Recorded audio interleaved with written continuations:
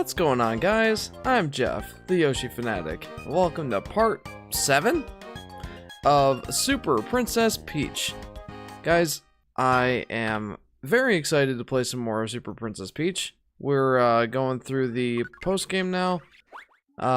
We made our way through a good half of the post-game levels last stream. I don't anticipate we'll make it through that many this stream, so I think we've still got 2 streams left to this game. So without further ado, let's get started. Welcome everybody. Welcome to Casey, Brim, and Robert. Hello guys. I hope you had a great week, and I hope that you're looking forward to more Super Princess Peach. How are you guys doing? Alright, so we left off on Wavy Beach. We're gonna go ahead and hit up World 2, because we did beat level 1 last stream. So let's see how this goes.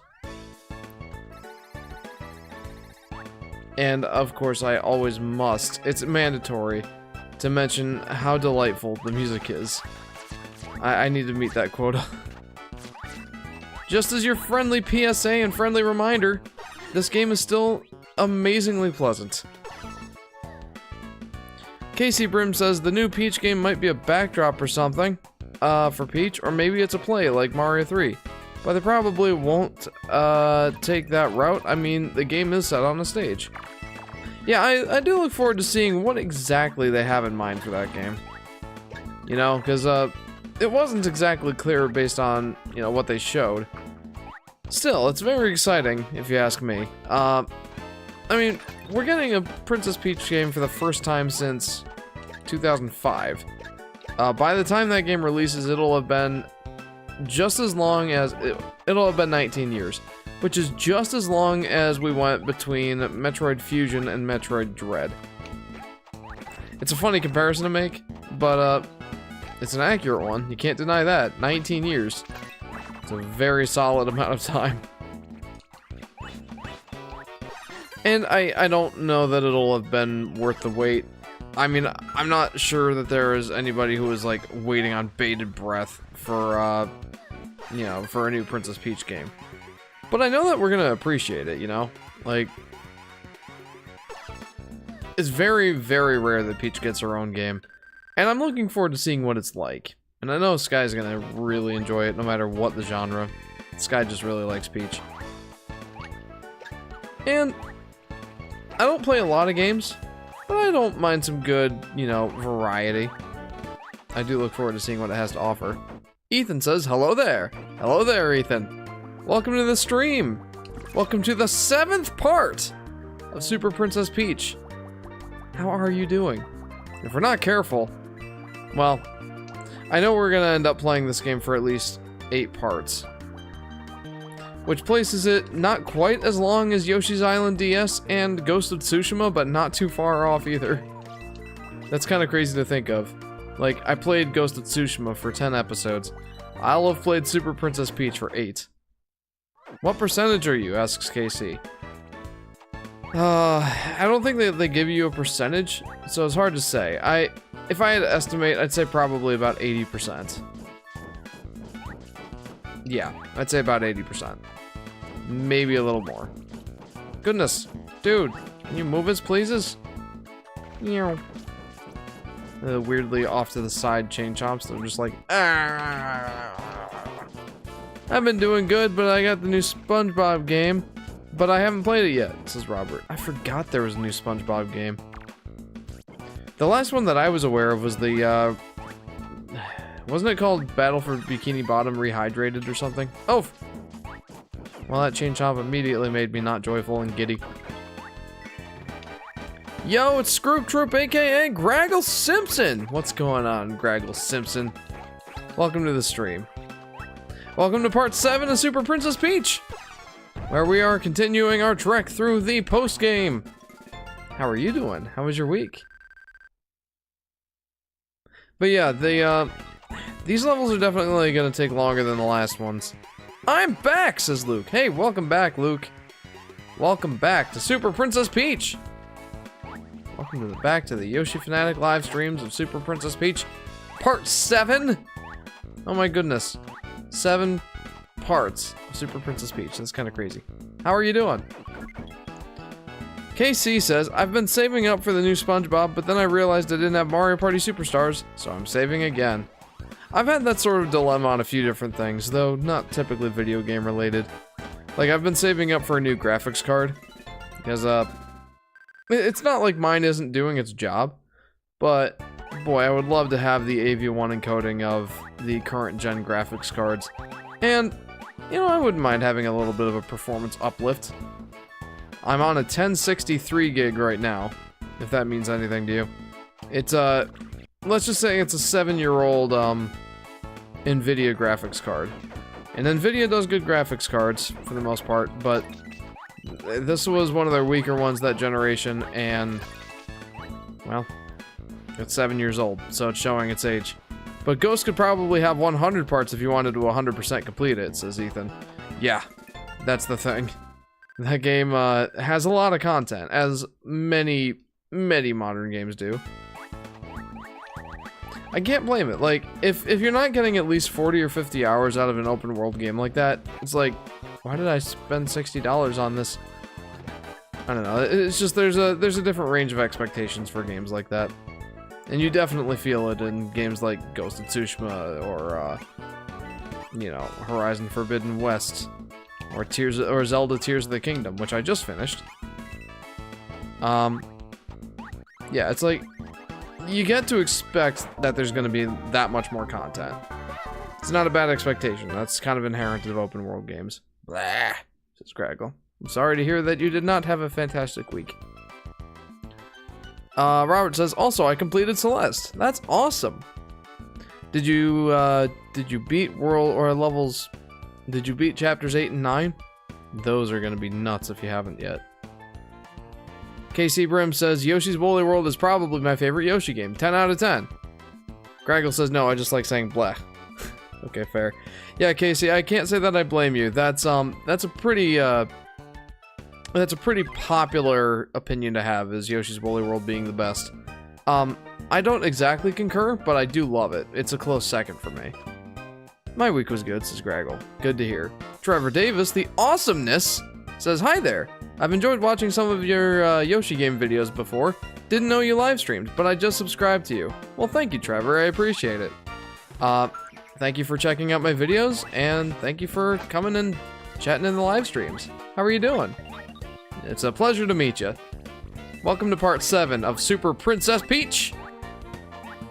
The game that I have had a lot more fun with than I expected I would. It's really been pleasant. I'm running off Cheez-Its. I have gotten almost no sleep, says Graggle. My goodness, man. You need your sleep. I could say the same thing to myself. I have not been very good about getting the proper amount of sleep. Average is about 5 or 6 hours. Which, like, that's not horrible, but I could certainly get more. It's just there's so much I want to do. And having kids doesn't help. I love having kids, but it does make some things a bit more complicated. Yeah, says Luke. That card is super outdated in the modern PC gaming. You can't even play games on the highest graphics settings with 8 GB of VRAM. Yeah, that blows my mind. Yahir says hello. Hello, Yahir. Welcome to the stream. Welcome to part 7 of Super Princess Peach. How are you doing? Glad that you could be here. Good thing I fall asleep almost every time I stay up, says Graggle. Then I wake up 6 hours later. Trevor says, I've been replaying Yoshi's Crafted World recently, trying to get a new personal best coin records on the levels. It's such a fun game, and has so many creative levels. Yeah, I would agree with that. No, I haven't played chapters 8 and 9 yet, says Robert. Chapter 8, I think, is a delight. Chapter 9, well, it depends on your, level of masochism, I guess. I really enjoyed it, but I really like a good challenge in a video game. Just don't expect to beat it all in one go, unless you've got 8 hours to spare. Yeah, Yoshi's Crafted World was definitely a good time. It's got a lot of potential there for trying to get personal best and all that in terms of coins. I do like that they added the, you know, the reward of a smiley flower if you did get a certain amount of coins. It was usually 100. Yeah, like, that's a good game. I enjoyed it. I've been thinking about going back and playing it on Livestream again. I haven't played it on stream since it first came out. My goodness. Which was nearly... Scratch the nearly. It's over 4 years old now.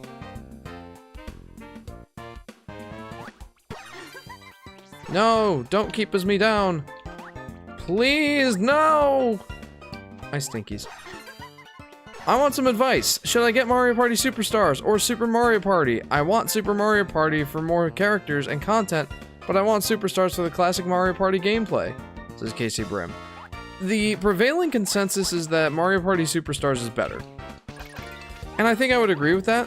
My wife and I certainly had plenty of fun with Super Mario Party. It's definitely got more like original content, but it's a slower pace of a game. I feel like the turns take longer. You don't move as far. It is a bit more gimmicky. So if all that matters to you, then you know, I guess I would go with Mario Party Superstars. I don't really know what matters more to you, if it's the original, if it's the classic Mario Party gameplay, or if it's something new. But I guess the overarching theme is most people like Mario Party Superstars better than Super Mario Party. So, and there's a reason for that, absolutely. I'm gonna play VR while listening to the stream with my budget headphones, says Graggle. I wish you Godspeed, my friend. Godspeed. I just want to have a fun time playing, says Casey. I think it's also worth noting that there is more content in Mario Party Superstars. So I think Mario Party Superstars would get my recommendation over Super Mario Party. Not that it's not fun, it's just... Mario Party Superstars is better. Yeah, 100 coins is quite lenient because if you're really good, you can get like 500 plus coins on some levels, says Trevor. Yeah, I mean, yeah, the barrier for entry is quite low for Yoshi's Crafted World. If you've seen my Woolly World versus Crafted World video, I am of the opinion that Crafted World is the easiest Yoshi game in the series, bar none. And yeah. It's partially because of those very lax requirements, which I don't mind. It's not like... I've said this on, in this playthrough. An easy game is not necessarily a bad game. Like, there are some people that have said they don't care for this game as much because, you know, it's an easier game. And, I have retorted and said, I don't really see that as a drawback. Wait, Chapter 9 is that long? Says Robert. Yeah. I didn't believe it when I first heard that either. Like, I tried to do Chapter 9 all in one go. You can check out my old live stream series on that if you want to. There's a moment about 2.5 hours in where I got to a point in the level, realized I couldn't go any further until I'd gotten all the crystal hearts in the game, and then had to replay that on my personal profile. And then I beat in like 45 minutes what it took me 2 hours to beat in the first few minutes of in the first part of the stream. And then it took me another 3 hours past that to get to the point where I'm like, I'm giving up. And then I continued playing on the next stream, and it took me a full stream's length to finally beat that level. It's extremely long. And Chapter 9, by the way, is the DLC level. Celeste had free DLC at some point after its release that all included Chapter 9. And my gosh, what an inclusion. That was crazy. You ever played Cuphead? Asks Casey Brim. Yes, I have. On my old YouTube channel, my Let's Play channel with the other guys on Volatile Upgrade. We did play Cuphead. We had a good time. I liked it. I had fun. But, it was pretty frustrating. Oh shoot, I didn't get the notification. What's up, bro? How was your week? Says Solar Flare. Welcome to the stream, Solar Flare. I was wondering where you were. Welcome to part 7 of Super Princess Peach. My week was okay. I can't say it was super dandy, but it was okay. Remember that cursed ad I sent you? Oh yeah, how are you, Solar Flare? I hope that you're having a great week. Remember that cursed ad I sent you, says Graggle. Which one? Do you have a Wii U? Asks Yahir. I do. I still turn it on from time to time.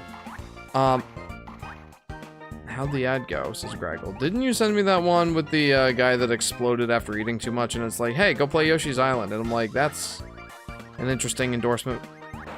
I don't know if it's that one. The one with the Ninja Turtle. Oh, yeah. German pickles, that's all I'm gonna say. Alright, I missed a puzzle piece. But yeah, you hear I do have my Wii U. I still turn it on from time to time. I very much enjoy that console. It doesn't have that many perks nowadays compared to the Switch, because the Switch has most of the worthwhile Wii U games. The Wii U really doesn't have that many exclusives anymore, which is fine. It's just, you know, sometimes it feels like the Wii U owners got a little bit gypped. But, I don't really mind that so much. It's, at the end of the day, it's all about the games. So I'm just glad that, you know, people now have a chance to experience these games that were locked on the Wii U, like Super Mario 3D World, or, you know, Donkey Kong Country Tropical Freeze, or Mario Kart 8. Stuff like that. I'm glad that people now have the opportunity to play these games. I am kind of sad that Woolly World is not among the list of games that have gotten the Switch port treatment. I hope they rectify that at some point, but I don't expect that they will. Still, you know, more people having access to these games is nothing but a good thing. Something that I do like about my Wii U, though, is that I have homebrewed it, and it has become my ultimate Nintendo console, pretty much. The Wii U had a great virtual console. I still love that and prefer it over most emulation approaches. Maybe not most, but it's certainly a worthwhile emulation approach. And for anything that doesn't emulate well, I have RetroArch on there. And I can play any GameCube game I want on my Wii U. It's pretty fantastic. It's a great way to get more life out of your Wii U. We need a Xenoblade X port or remaster, says Robert. Yeah, that is another one of the worthwhile titles that has not yet made its way over to the Switch. Still waiting on that, Nintendo, come on. You did Xenoblade 1. Well, I mean, that was a Wii game, but, you know. Anyway, I am missing some comments. Jeff, should I make an entire Totino's Party pizza? Sorry for being late. I have failed you. No, no worries, Solar Flare. Don't worry about it. You're not that late. I don't know. Go for it. I mean, I'm gonna be up for the next 2.5 hours. You know, it'll have time to settle in your stomach. Plus, you're young. You can handle it. Trevor says, yeah, if difficulty was a determining factor for quality, people would dislike Yoshi games as well as Kirby games and other easy franchises. If a game has engaging design and is fun, it doesn't matter. 100% agreed. Well said, Trevor. Maybe Woolly World could have a chance to get ported since, I mean, Nintendo has lately been wanting to provide older games in a franchise that already has a modern entry on Switch. Yeah, I don't know if they care too much about the Yoshi series. It's kind of just one of those ones that they're like, well, the kids need to have their fun too, right? Let's put out a Yoshi game. I feel like they don't treat it with the reverence that they used to. If they ever did, really. I mean, Yoshi's Island was treated without those kid gloves, but... And even Yoshi's Island DS, I would argue, but... Other than that... Yeah, I feel like Nintendo doesn't treasure the Yoshi games very much. So, because other games have gotten that sort of treatment, the, hey, it has a modern entry, let's put out the old games. Like, you know, Pikmin's a great example that I didn't see coming. You know, Pikmin 1, 2, 3, and 4 will all be playable on the Switch, and that's amazing. But I don't think that they hold that same feeling for the Yoshi games, sadly. My brother's girlfriend gave me Sour Patch Kids socks and said nothing. I hope they're just themed that way and not taste that way. KC Brim says DS and 3DS, Nintendo Switch Online, or GameCube Nintendo Switch Online, or Wii and Wii U. Yeah, no, that's not happening. Gadzukas, I'm sorry I'm late! Says Tryhard Gamer Gal, aka Plush. What's going on, Plush? No worries, just glad to have you. How are you doing? Welcome to part 7! Super Princess Peach. So, like with Crafted World, they could bring Woolly World, but I mean, Nintendo could be very unpredictable, says Trevor.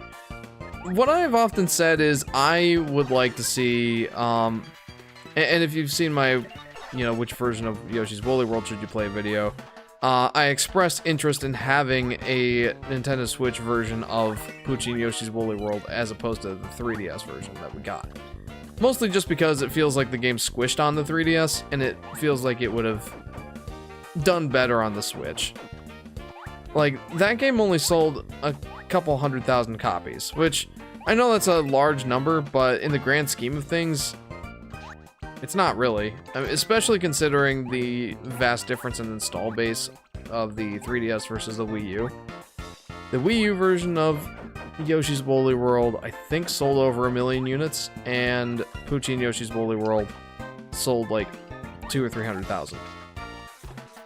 And again, the difference is the 3DS sold nearly, in the neighborhood of 80 million consoles, whereas, you know, the Wii U sold like 13.5. So, yeah.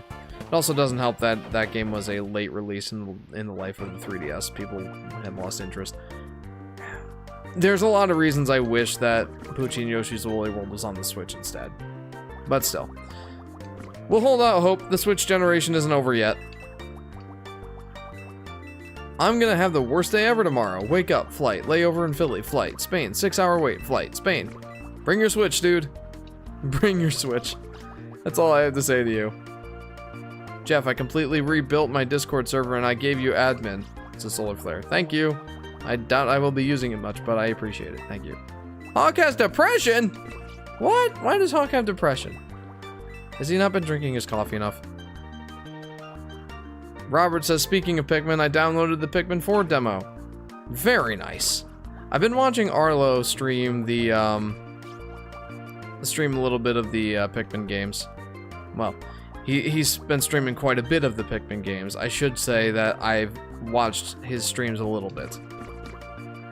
And I have interest in trying the series out, though I don't have much interest in jumping in with 4. If I'm gonna try out the Pikmin series, I want to start with 1. And the physical version of Pikmin 1 and 2 comes out in September. And that is what I want to wait for. But yeah, I definitely have interest in trying it out at this point. I don't know if the game series is gonna be for me, but I'd like to give it a try. Tryhard says, so did I! It was such a fun demo! I tried the series out with Pikmin 3 demo and I enjoyed that one. Good to know. I wish they could port some of the 3DS Kirby games like Triple Deluxe and Planet Robobot, but since we passed Kirby's 30th anniversary, don't think they will do it now if they didn't already do it. I mean, they could just out of nowhere announce it, you know? Like they kind of did with the Luigi's Mansion Dark Moon remaster or whatever, enhanced port. That just came out of nowhere. It's kind of giving people hope that we'll see that treatment for other 3DS games. And as much of a Yoshi fan as I am, the one that I'm the most eager for is a Kid Icarus Uprising enhanced port. I'd be stoked to get one of those. Do you have favorite levels in Yoshi's Woolly World or Crafted World? I think so, but it's really hard to pick it out just at the drop of a hat. I tend to look at games as from more of a holistic perspective, as in, like, when I think of a game, I don't tend to think of the individual levels. That said, Nitty Naughty Windmill Hill always struck a chord with me in Woolly World. And I don't know why, but it always did. It's got to be some part of the extremely pleasant music. And get out of here, dude. Get out of my face. It's got to be the pleasant music. It's just a chill level, and I really liked it. In Crafted World, that's a little bit more of a tough call. The one that sticks out in my mind the most is that one with the magnets and all the, yeah, that one with all the magnets and the, puzzles you needed to navigate through. The reason that one stands out to me so much is that you can pretty much skip all the puzzles by using the egg jump, which, again, I've talked about in some of my videos, and I really want that to come back in future Yoshi games. But I love that mechanic, and I really got to use it to its fullest extent in that level, I felt. So yeah, there's two of the levels that that stand out in my mind at the moment. Let's see. How do you feel about players being forced in Mario Maker and in games sometimes to use Yoshi as an extra jump? What do you have to say on the justice of these Yoshis? All I have to say is, poor Yoshi. It's always a sad feeling when, Mario Maker levels, and even just, like, the regular Mario levels kinda at least encourage you to, sacrifice your Yoshi. There's a few levels in Mario World that encourage that sort of thing. Though, as I have showcased before, you don't have to sacrifice Yoshi in that one level. It's a lot easier if you do, but you don't have to. Solar Flare says, I played through this basketball camp thing in my local high school, held on an injured knee, and got a buzzer beat game winner in one of my games. Wow. Very nice. You're not letting that injury keep you down, that's for sure. Jeff, you're the only streamer who doesn't call me just Solar. I don't want to leave my dog for 10 days. Well, he'll be very happy to see you when you get home, I'm sure. I don't know, I just like calling you Solar Flare. That just feels more right to me.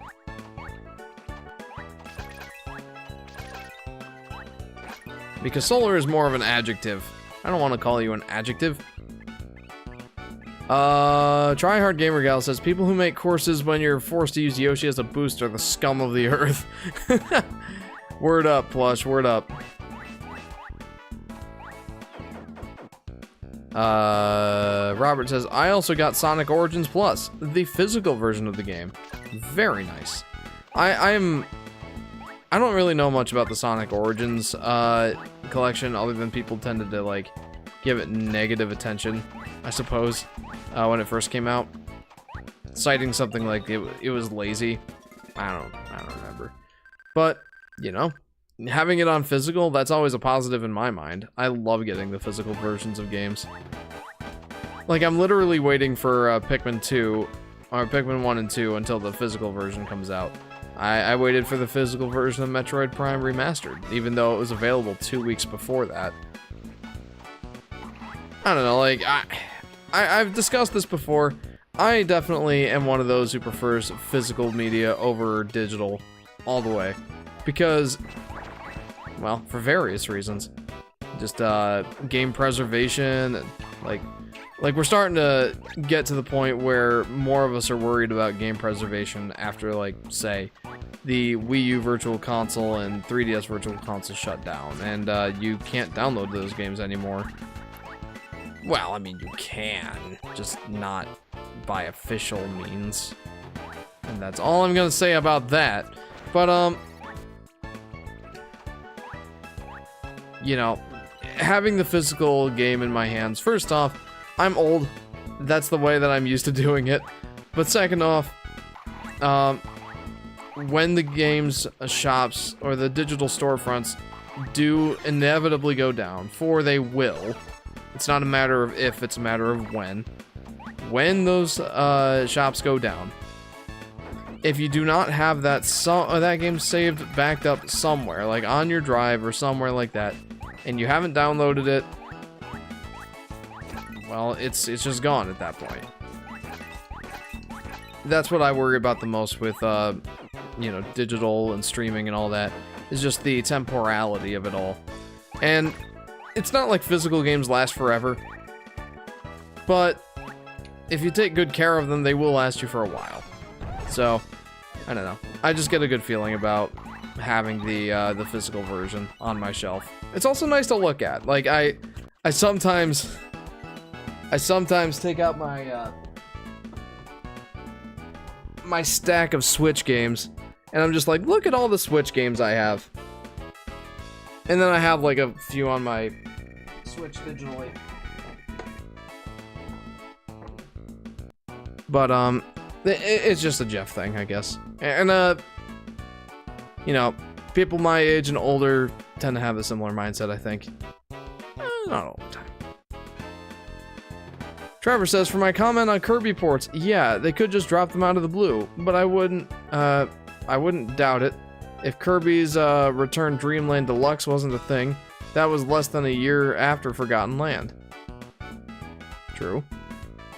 So because it was less than 1 year after Forgotten Land, it was technically part of the anniversary.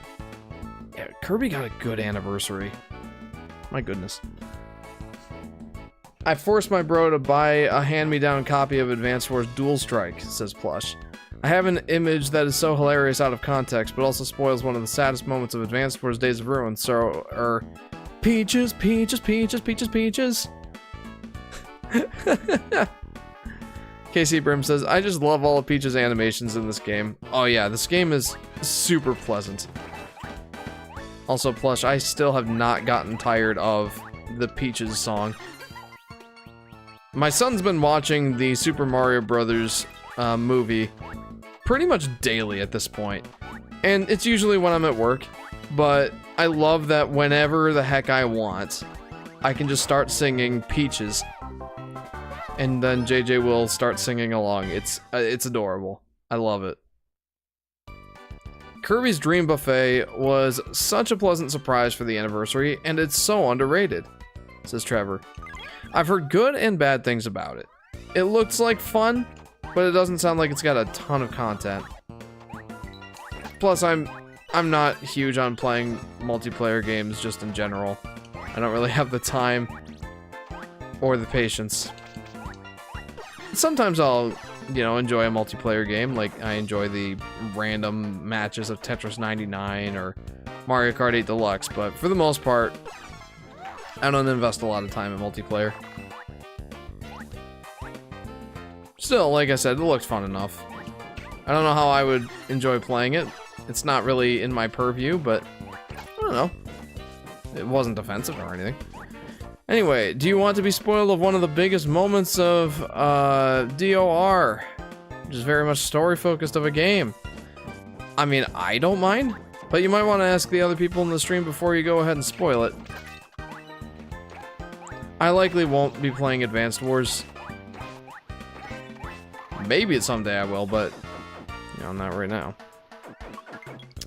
Well, for $15, it has far more content than games like Mario Strikers Battle League, which had no content, and for $60, true that. Oh, game, why do you have to tease me like that? Well, I guess at the very least I know where the puzzle piece is. Now I just have to make my way up there, make my way through the gauntlet. Anyone else okay with major spoilers to Days of Ruin? Asks Tryhard Gamer Gal. Okay, how in the world? What does I do? Give me some energy. Yeah, Mario Strikers Battle League. I loved the character animations in there. Like, I forget who it is that does that game. I know the older ones were Camelot, but I don't know if that's still the case for the new Mario Strikers game. But the character animations are fantastic. It's honestly the first time I can think of in a lot of cases where, you know, what the character is actually saying, what the Mario character is saying, matches up with how their lips are moving. Like when Wario goes, ah ha ha ha, oh baby! He actually, like, says it and mouths it like that, it looks like he's actually saying it. And that's like never happened. That doesn't really happen in any of the Mario games, so fantastic to see that. And Yoshi was adorable in that game, as always. I loved one of his victory animations, just, you know, a bunch of fruit from Yoshi's story popping out and he's having a good time. It's heartwarming for a Yoshi freak like myself. Come on, dude, can't we just be friends? Come here. Does Mario Party Strikers Tennis Aces and Bros U Deluxe really deserve being $60? Asks Casey Brim. That's a good question. Let me get back to that. Mario Strikers Battle League is the only time I ever canceled a pre-order on the eShop. I still can't believe a game that looked so disappointing even exists. Says Trevor. Yeah, that's... I know a lot of people were disappointed. Like, so many people were excited about, you know, Mario Strikers coming back. Like, people have been waiting a long time for a new one. And that one came out and disappointed big time. I felt bad for fans of that series. Like, it's not even, oh well, at least you have a game now. It's like, you know, the other games were so much better. It's hard to get excited about something that's so clearly inferior. These guys don't seem to care much if I spoil, so I'm just gonna post the image. Says Tryhard Gamer Gal. Okie doke. Works for me. Sorry. Does Party Strikers Tennis Aces and Bros U Deluxe really deserve being $60?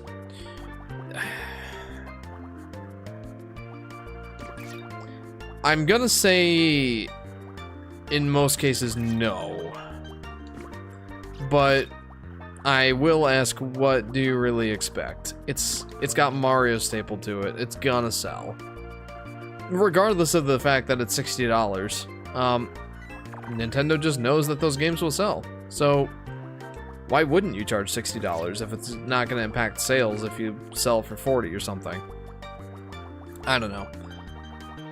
They do occasionally go on sale, like for Mario Day and stuff like that. Yeah, they'll go on sale, but for the most part, they are $60 because Nintendo knows that they will sell for $60. So, whether or not they deserve to, there's not really much of a reason why they wouldn't sell them for that much. See, I never played a Strikers game, and I was anxious to try a new entry, but a month prior to release, when I saw no gimmicks or variety, no stage gimmicks or variety, that was a deal breaker for me, says Trevor. That's completely fair enough. As someone who doesn't have much interest in most sports or Mario sports games, I can concur. You know, actually, I can kind of sympathize. I had very similar feelings about Mario, that Mario Golf Aces, or no, that was Mario Tennis. That Mario Golf game. I forget what it was even called. But like, it looked like a lot of fun, but the gimmick really didn't. Whoa, hey, wait, what? That was the star guy. Oh. Dang it. Did you know somewhere on Vibe Island, a very... Man. Super Rush, thanks. Alright, hang on. Plush wants me to show something in memes and stuff. Spoilers for... I keep forgetting what you said it was called. Let me go ahead and switch over to, hang on. Let me go over to my PC screen. There you go. Cope. Somebody died, I guess. Sorry. Back to the action. Mario Strikers Charge, that is. Super Rush. Oh, sorry. My brother bought the game and enjoys it. I kind of want to disown him because he is so wrong. Strikers Charge, that is. But yeah, that Mario Golf game, disappointed for sure. Like, the big new gimmick was, the fact that you run. Fun. I don't know, like, you don't really need much in a Mario Golf game. But, I don't know, there wasn't really anything to draw me into that one. Like, I have Mario Golf 64. I have access to, well, I can say I have Toadstool Tour. I do have it, physically. I just play it on my Wii U. I played the demo for the 3DS one. I think it was World Tour. Had a lot of fun with it. But I never bought the full game just because I was a cheapskate. And, yeah, I just didn't have any interest in playing the Switch one. It didn't look like anything that I hadn't played before, I guess, other than the running, and as I just mentioned, not exactly, you know, a selling feature for me. Like, when you run in golf, something's wrong. Well, that game did have stage variety and some gimmicks in the courses, but the locations weren't as outlandish as many Mario games tend to be in Super Rush. This is Trevor. Yeah, maybe that was part of it. I don't know. It just didn't stand out to me, I'll say that. To be fair, he never played a Strikers game before, but still, the old ones are still better, says Tryhard. Or it says Plush. Yeah, for sure. Wii U is actually really good. Color Splash 3D World, Woolly World, Minecraft Wii U Edition, the eShop, they were all so underrated. This is KC. I'll agree with, well, pretty much everything there. Definitely Woolly World. Well, you know what? I wouldn't say that Woolly World was underrated. I think it was properly rated. Just not very many people played it. Okay, so I missed the one here. That's the puzzle piece that I missed. I think the people that did play it appreciated it a lot. I mean, it's a pretty prevailing, pretty popular consensus that that Woolly World is among the best, if not the best, Yoshi games. So many people that I've talked to are like, yeah, Woolly World's the best. So I definitely don't think that it's underrated. Jeff, are you going to pick up the Mario RPG remaster? Asks Robert. Heck yeah, I am. Heck yeah. I played the SNES version once, and that was back in like 2015 or 16. I've been meaning to go back and play it again, but I haven't gotten around to it yet. It's definitely one of those games on my list, and having it on the Switch will make it even better. I can't wait. They need another Mario Hoops game. Sorry. They need another Mario Hoops game. Just like... sorry. Like, no one will buy 2K on Switch, just make it Mario on bestseller. That tends to happen. Jeff, are you going to... No, I already read that. Color Splash is crap. It's not as bad as Sticker Star, but man, is it terrible. This is Plush. I haven't played it. I can't really speak to that, but that is a prevailing consensus. Bring back not 1000 Year Door, but Super Paper Mario. That's the best. I definitely liked Super Paper Mario, but 1000 Year Door, in my mind, was better, for sure. How did the Mario Golf game on Switch even get past greenlit? Says Casey. I mean, I've heard it's not bad. It's just, it doesn't really stand out, you know? It doesn't make up for boring gameplay. Earthbound is witty, yes, but it's also actually fun. I haven't played it either, but it looks so boring. Same with, Sticker Star. Woolly World has also probably overshadowed a bit by Mario Maker since that game came out 5 weeks prior to Woolly World. That's certainly fair. I hadn't really thought about that. Origami King is actually pretty fun, not gonna lie, says Plush. I agree, I had fun with it. I streamed it. I had a good time.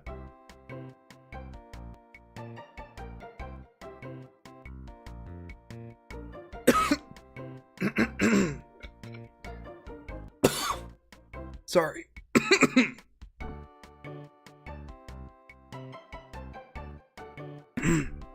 Yeah, I'm fine.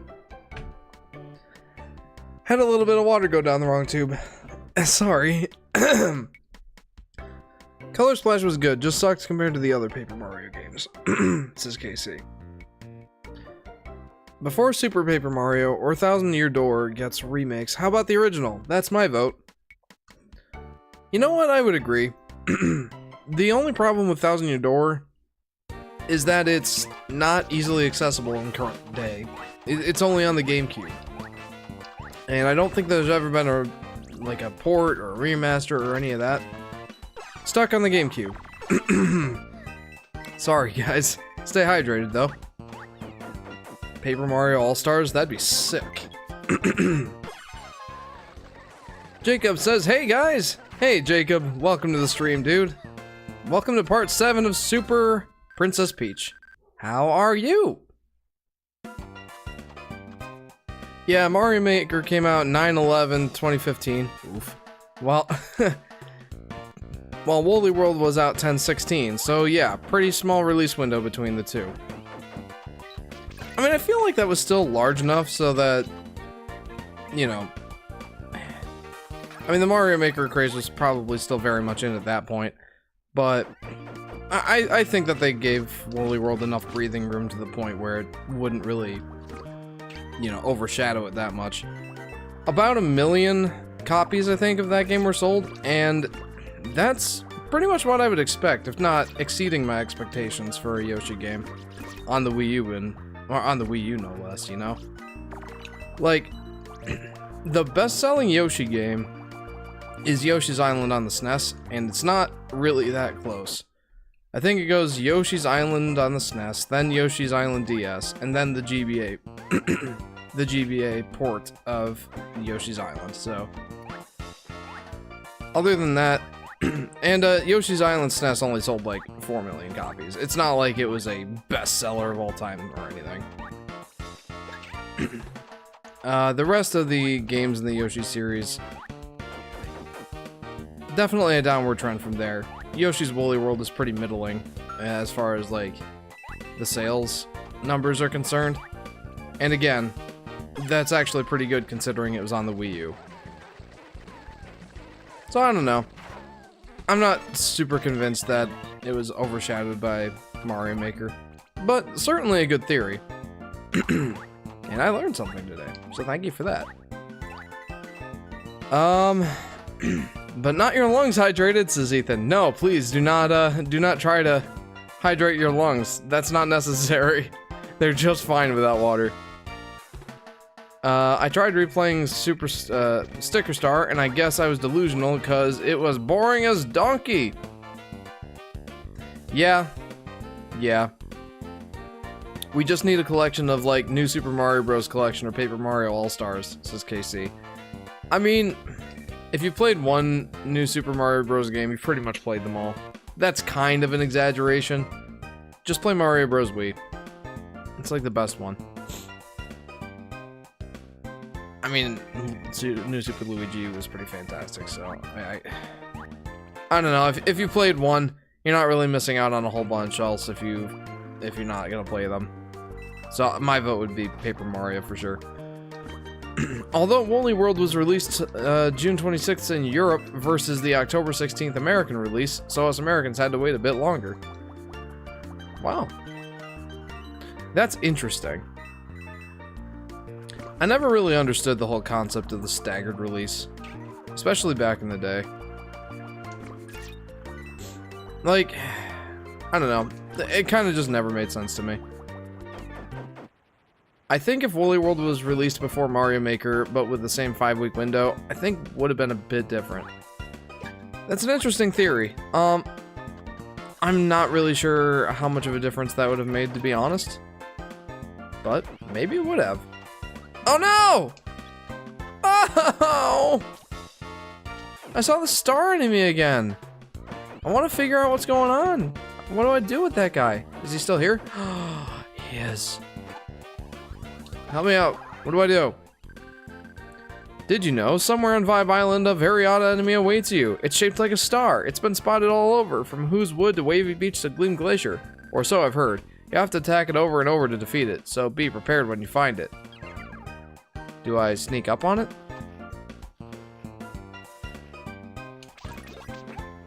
What in the world? Why? You know, I should probably try and scroll back and... No, I'm pretty much caught up. It's currently 7 a.m. Hello from, Seychelles, Africa. I don't know how to pronounce that, but hello. Yeah, that's awesome. I've never been to Africa.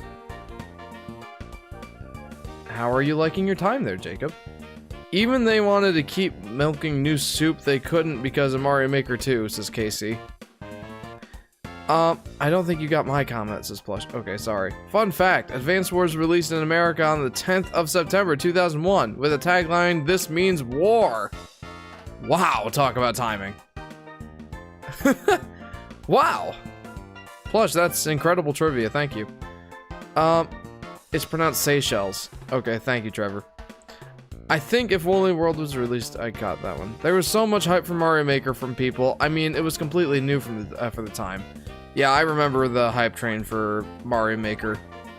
That was an incredible time for Wii U owners. They were like, this is finally the killer app we've been waiting for, you know? And, you know, that wasn't unwarranted for sure. Mario Maker was great. But, yeah, like I said, I'm not terribly convinced that, you know, Mario Maker had that big of an effect on Woolly World. And again, it sold well for, compared to what I would expect for a Yoshi game on the Wii U. Jeff, do you like action RPGs or turn-based RPGs? Oh, that's tough. I'm not a huge fan of RPGs just in general. I will make an exception for... I will make an exception for... How do I beat this guy again?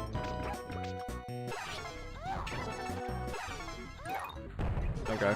I don't think that I need to do that. There we go. What was I saying? I'm not a big fan of RPGs just in general. But, I will make an exception for, like, the Mario and Luigi RPGs and the Paper Mario RPGs. Hey. Sure. Oh, you know what? I know how I get rid of this stuff. I guess if I were to pick one, though, Robert, it would probably be action RPGs. I tend to be someone that, if it's like a true turn-based RPG, there's not a whole lot to keep me invested. Like, oh, like the traditional Final Fantasy games where it's truly just RPG based.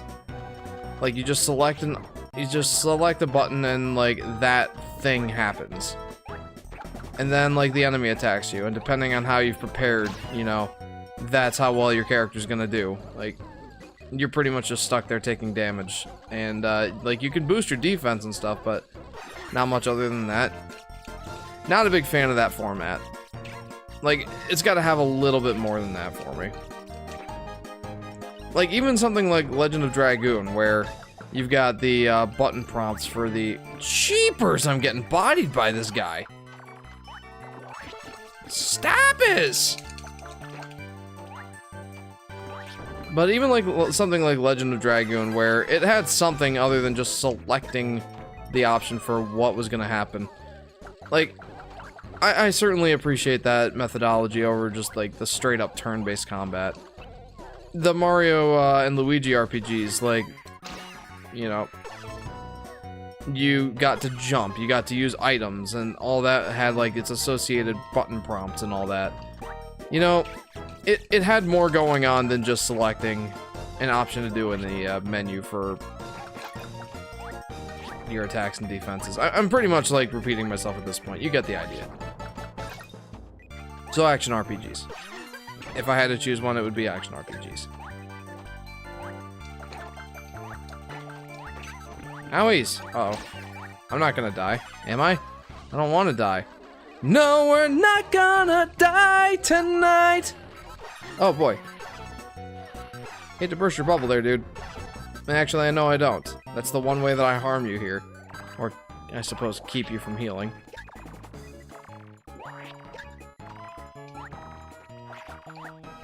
Oh no! He wasn't ready to be attacked! He wasn't ready!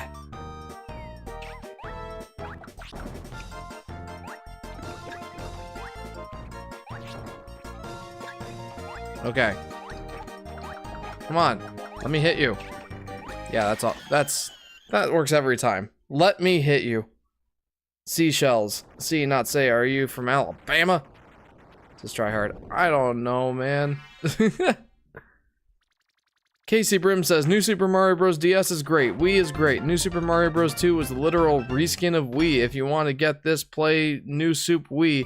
And Wii U was mid, but please, Please fire who okayed the crown. This is KC. Okay. My B. Lol. I was referring to how you pronounce the country name of Seychelles. I wasn't talking about seashells you find on a beach. Oh. Okay, there was some confusion. Welcome back, Solar Flare. Tryhard Gamer Gal says, I played Fire Emblem and made a vid about it. I thought it was pretty fun. I definitely prefer Advanced Wars, though. It feels a bit more down to earth, in my opinion. Yeah, I feel like... I've never played Advanced Wars, but I feel like compared to Advanced Wars, Fire Emblem feels a lot more anime-like. And you feel like if you lose a single member of your team, it's like losing a loved one. I definitely don't get that same sensation from Advanced Wars. Not that I've ever played it, and I've played a decent amount of Fire Emblem. Owies. I don't know. I've been meaning to watch that video, but I haven't gotten around to it yet. Shall I post a photo of where I'm staying, says Jacob. I don't see why not. Go for it. Wait, I want to do a thing. I want to break through these blocks. And that's... Ooh! Ooh, there's something up there, and I want it. I don't know what it is, but I want it. I'm done with the footage and voiceover for my vid.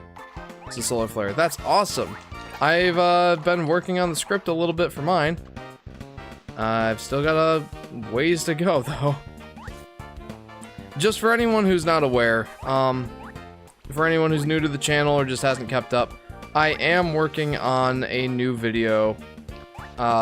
It's just going to take a while to come out. It is a retrospective of Yoshi's New Island. And it's going to be a long one. Going to be very in-depth. For reference, my outline for that video, like just me trying to get my thoughts across, is 16 pages. I don't anticipate that my script will be much longer than that, if longer than that at all. But it's definitely going to be a long video. I'm anticipating between 40 minutes and an hour. But yeah, that's in the pipes. I've been working on the script for that.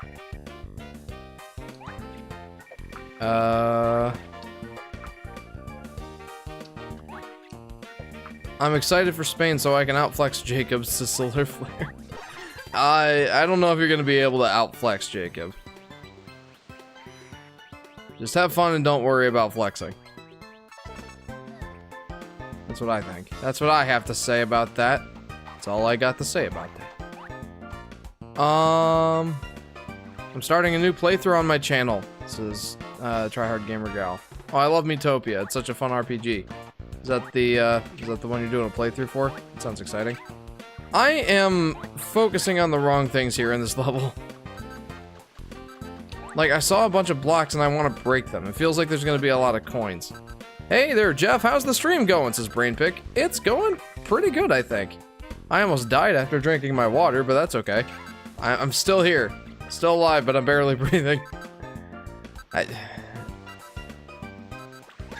But no, we're having a good time, and I'm having a good time playing Super Princess Peach. How are you doing, Brainpick?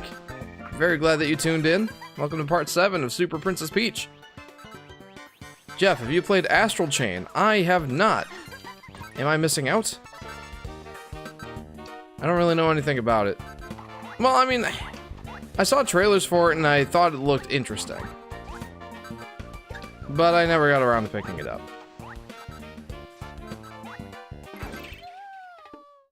Today I learned that you can kill Spinies. Very cool. Just have fun and don't worry about flexing. Jeff 2023.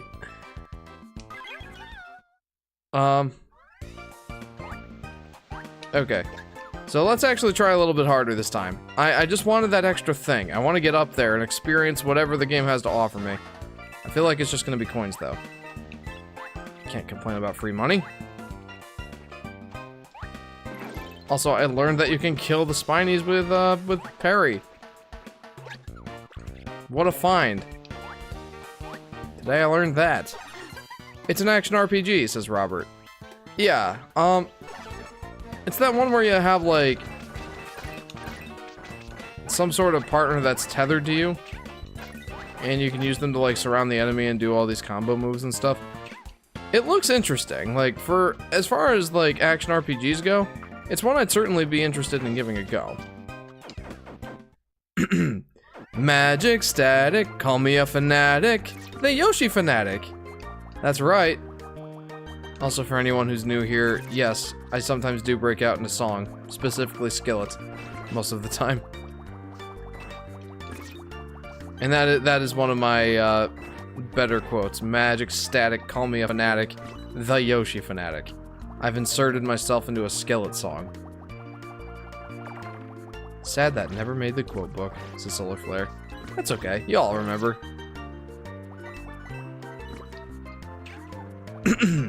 One of these days I gotta have Ethan share the quote book with me. And we'll read it on stream. Just the various silly things that Jeff has said over the last, like, 5 years. Like a whisper of defeat in a porta-john. Okay. Get me up there. Yay, Coinas. Jeff, I don't think I actually made that a quote. Says Ethan. What, the Magic Static called me a fanatic? I know, that's what we were saying. What? How do I do this? No! I don't understand you. What have I done wrong? Have I gone the wrong way? Brainpick says, shall the quote book of the Jeff rise upon our eyes, and until then the true Yoshi Fanatic will be born.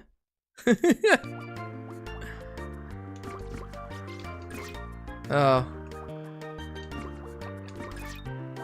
No, for anyone new, my brother-in-law, Ethan, has been, keeping a record of the silly things I've said on Livestream ever since, like, gosh, it's been since 2019. 2020? 2020. I think he started, keeping track of the silly things I say in, like, New Super Mario Bros. Wii or something. Animal Crossing? Celeste? One of those. I don't remember which series it was. Okay. But anyways, I've written the new quote in the awe-inspiring book of the quotes of Jeff, says Ethan. Awesome. I know what to do. Stay still. Excuse me. I saw the flash with my friends, then we almost got kicked out of Target because my friend set off an alarm. It's a solar flare. That sounds like an exciting evening. How did you enjoy the flash? I think I know what to do now. I think I know what to do. No! No! Please! No! I thought I knew what to do. Oh yeah. Oh yeah. Oh yeah, let's go! I don't need to sound so triumphant and Super Princess Peach. Go to where the trampoline is with the Bella. Grab it. Go uppies. No, I'll show you why you can't do that, Blush. These guys pull you down if you try to... Whoa, they even hurt you. I didn't realize that. They pull you down if you try to fly up there, so that wasn't gonna work. I'm pretty sure it was Animal Crossing, says Ethan. I think you're right. I think you're absolutely right. Plah! Ow.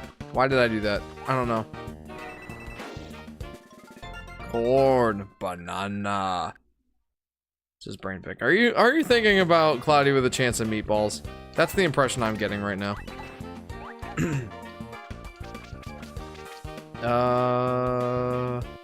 J-Dog says, I don't know what other people, what other way to say it, but I just played one of the most beautiful games I've ever played. It's called Sky. I downloaded it, and it's amazing. Just amazing. It's an experience. That's awesome, J-Dog. Also, welcome to the stream. It's overhated. The CG wasn't good, but the story was funny, emotional, and entertaining. Too bad it flopped at the box office because the lead actor is a criminal. The lead actor's a criminal? I didn't realize that. Like, seriously criminal, or, like, just figuratively? And... ah, turnip. Oh yeah, I forgot the new Flash actor was a criminal. So yeah, good 3 years almost of Jeff quotes. Over 3 years of Jeff quotes, Ethan. Just, I took about a year break. Tomato, potato, they're the same thing. Seriously, look up Ezra Miller. The solar flare. Huh. Well, I'm not entirely sure that... Wow, hello! I'm not entirely sure that that would have had... Well... Are you convinced that that would have had an impact on how well the movie did? I don't know if it's like a well-known fact that Ezra Miller is a criminal. I know I didn't know that. Of course, that's not saying much. Ow! Gosh, I love these sections where you can just blast through it. Also, excuse me, I'm still dying from that water. Oh, hey, hang on. Can I kill you? Yeah, I can. Heck yeah. Movies, sports, and games are my thing. It's very well known to Solar Flare. Okay. Oh, and also, what's a game you recommend similar to Advanced Wars on the GBA? This is Brain Pick 2 Plush. Are there other games on the GBA that are similar to Advanced Wars other than Fire Emblem?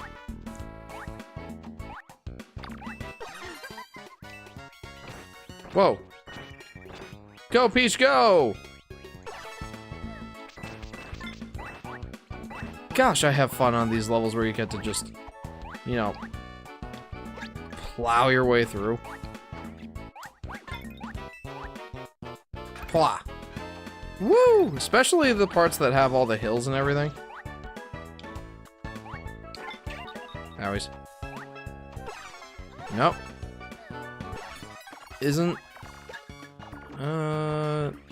Isn't Ezra Miller a horrid criminal who uses his LGBTQ identity as a means of escaping responsibility for his horrid actions? Well, he sounds like an absolute joy. A joy and a treat. How come in every game Peach is playable, she can fold Bowser, but in every other game she gets kidnapped every other time? This is Casey. That's an excellent question. Ah! Turnip! It's gonna be my new swear word from now on is turnip! That was a fun level though. Fun to just blast through that one.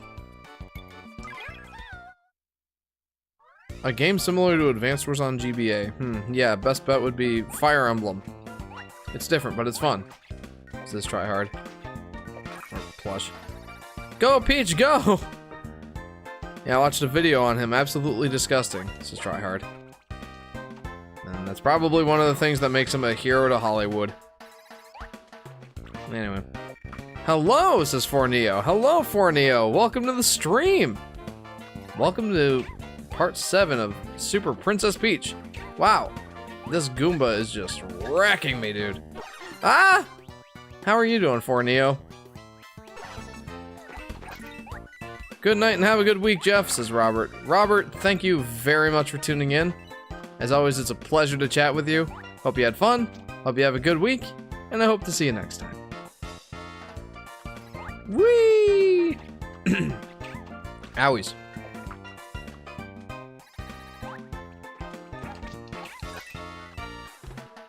Solar Flare says, he did good in The Flash. Not defending him, but he's a good actor. Too bad he threw his life away. Solar Flare. Reasons not to hydrate your lungs. You die, says Ethan. Good. Have you seen the new Direct? Says Forneo. Yes, I have. And I'm very, very excited for all the Mario goodies that we saw. In particular, I am very excited about Mario Bros. Wonder. And the fact that you get to play as Yoshi. I don't know if that's common knowledge at this point, but yes, you are going to be able to play as Yoshi. As a selectable character that is not just an item or a tool. You literally will get to play as Yoshi. And I'm stoked. I couldn't be more stoked for that. Love Yoshi.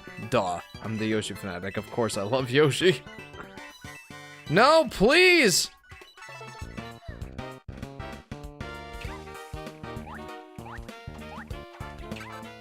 Owies. Don't do me like that. But yeah, I'm also very excited about Mario RPG. I'm very excited about the new Peach game. Weirdly enough, I got excited about, there were 2 other games I got excited for. It's the Solid Snake Collection, though I'd probably get a better experience for that elsewhere, not on the Switch. Probably Steam or my PS4. There's this other one, it's like Penny's Big Breakaway or something like that. That looked like fun. It doesn't look like a huge or impressive game or anything, but it looks like fun. I'd like to try it.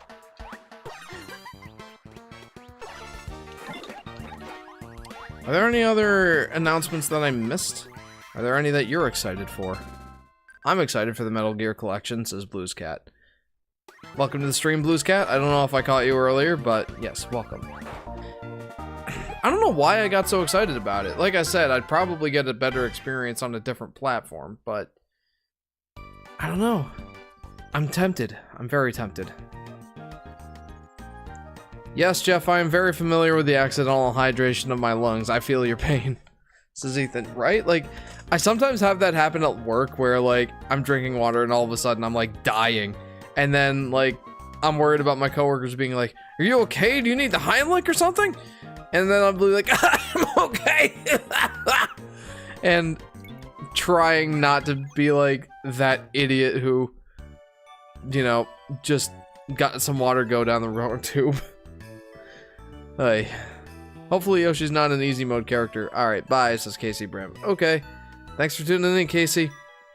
I also hope that Yoshi isn't just the easy mode character. But even if he is, that's not going to stop me from playing him. Just realized that no country ever starts with K. Late night thoughts. Are you sure about that? I feel like there is.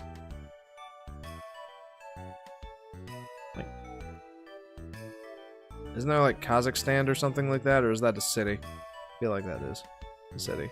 I don't know. Geography. Back in my day, I could go into a store with 25 cents and come out with a lot of stuff. Can't do that nowadays. Too many cameras. Says Fornio. Okay, that went in a direction I didn't expect. That's hilarious. I once drank water, coughed, it went through my nose and out my mouth in class, and only 2 people noticed somehow. That's an achievement, Solar Flare. The best way to explain the game is if an angel from heaven made a game and sent it down to us. I'm still recovering from my journey. It isn't just a game, it's an experience. I'm just... This is J-Dog. Glad to hear it? Korea? Oh, yeah. You're supposed to say Kenya. Oh, it's a D's nuts joke. Okay. Thanks. How hot is Hawk from 0 to 100 with 0 being absolute crap and 100 being the hottest man alive, says Tryhard Gamer Gal. I'm a male, and a straight one at that. I don't think I really have much input on that one.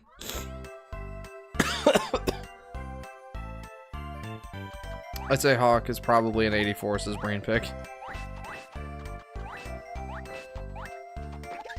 Okay.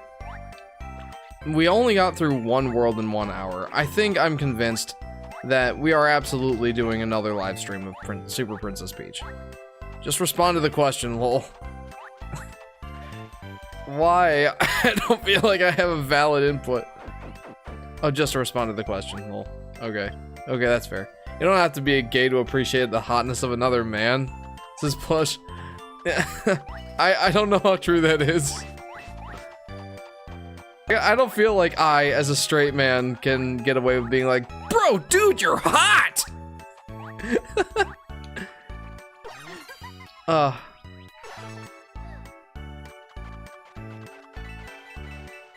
give him a 7 out of 10. I don't know. That's gonna be my answer.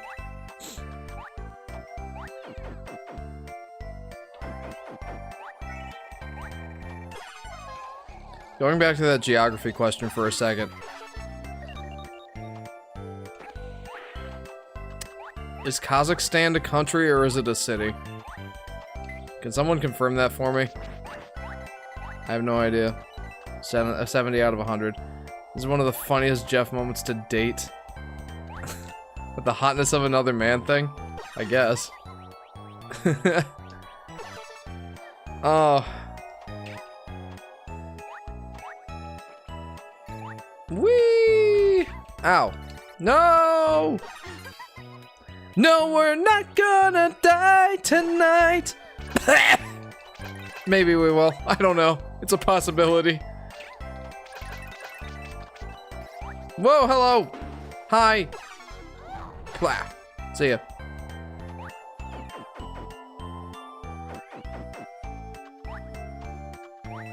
Okay, so these levels are absolutely taking a much longer time than the first 4 worlds.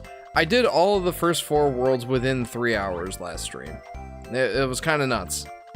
And here I am, just getting started on World 6. An hour and 15 minutes into the stream. That's definitely a drastic difference. Very silly moment indeed, says Ethan.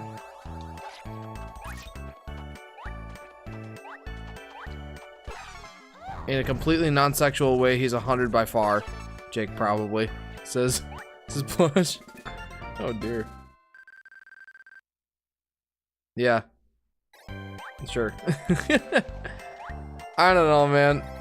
The only artwork that I've seen of Hawk is like, well, pretty much your artwork of him, Plush. I haven't even seen that much official artwork for him.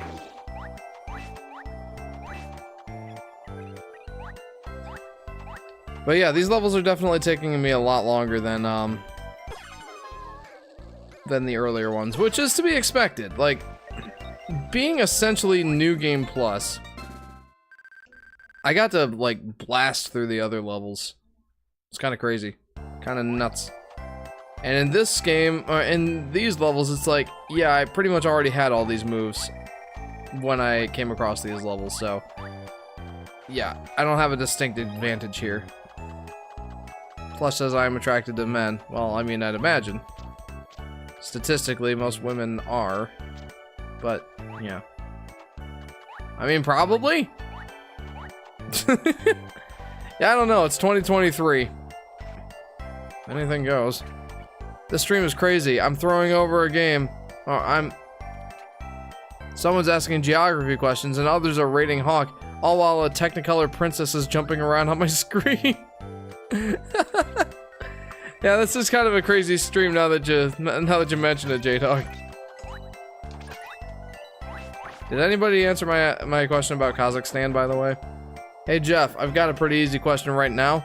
Even a first grader can respond to it. If Jeff had 72 apples, Yoshi had 87 watermelons, how many vegetables did the Goomba and Koopa get to eat? I mean, I don't know.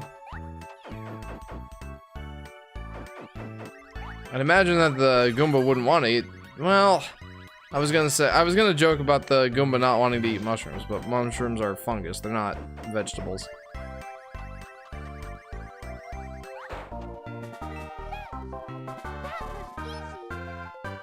$72 apples, that's a lot. I don't think I could eat that many without them going bad. Also, I definitely missed something.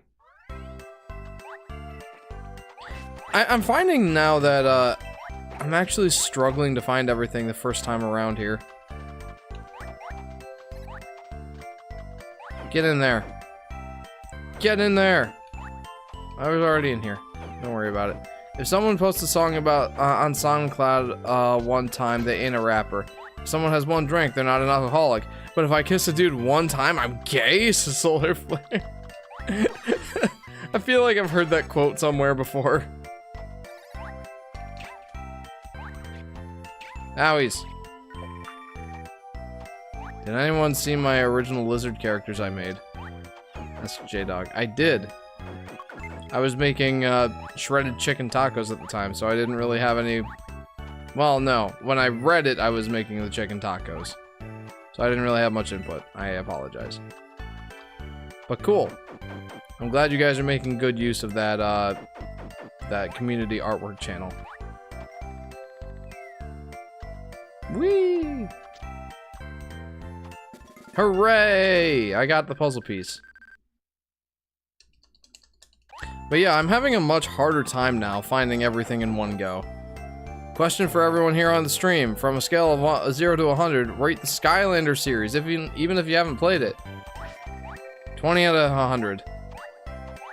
Because it ruined Spyro for a time. But I'm sure some kids had fun with it, so I can't give it a 0 out of 100. 71, actually no, 68. It's a solar flare. Okay. It's not a huge discrepancy, but I respect it. Excuse me. My goodness. Those four feel like they should be in a cartoon show one day. It's J-Dog, the lizard guys.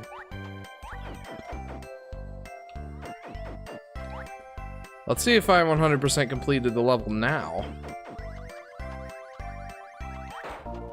Nah, turnip. I am super on point with critics. This is solar flare. One of my favorite memes is that one text meme where someone does gay hashtags and they're all rainbow, and then they said, kissing the homies goodnight, and they say, see, it's not rainbow. Oh, critiques. It's not gay, bro. I do gotta admit the Spyro model on Skylanders looks pretty interesting, to say the least. Yeah, no, Spyro looked absolutely derpy in that game, and I felt so bad for him. He deserved so much better. I'm glad that he got his remake, remastered remake. What? I'm gonna call them remakes. The remakes of his original trilogy. I'm glad that the Reignited trilogy came out, and I feel like that shows some renewed interest in Spyro just in general, which is promising. I would love to see Spyro get some new proper games. Skylanders is an 8 out of 10 because it inspired Disney Infinity. This is J-Dog. Okay, I can go up in this pipe. I was just being a derphead. Wow, thanks for the coins, guys. I'll add that to my absolute gigantic stash. Alright, come here, ba-bombs.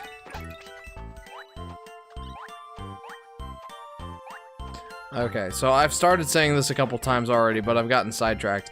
I'm having a lot more difficulty finding everything all in one go now. But it's still not taking a super long amount of time.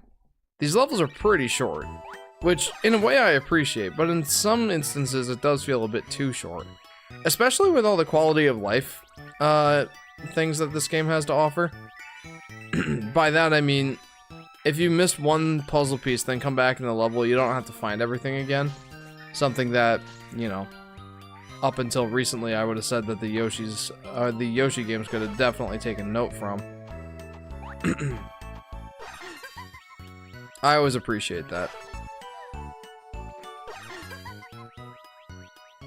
I mean, it might contribute a little more even to the whole this game's too easy sort of argument, but I am not a person that says, or that thinks, you know, when a game has quality of life features like that, that it makes the game too easy. If your game is considered hard because it's just not convenient enough, that's not the right definition of difficulty in my mind. So, yeah, I'm not going to say that's a bad thing here.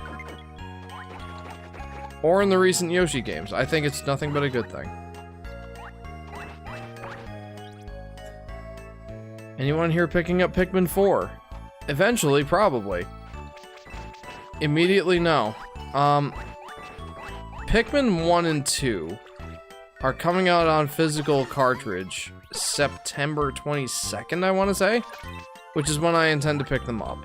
And Pikmin 4 will have already been out for a couple months at that point. But I still don't want to play Pikmin 4 until I've at least tried the other ones. Though I do have them on my Wii U. I guess I could give them a try. I don't know. Suffice it to say, yeah, I'm interested in picking up Pikmin 4 at some point, just not immediately.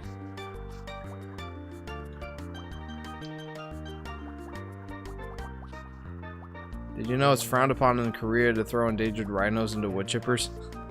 I feel like that's frowned upon pretty much everywhere.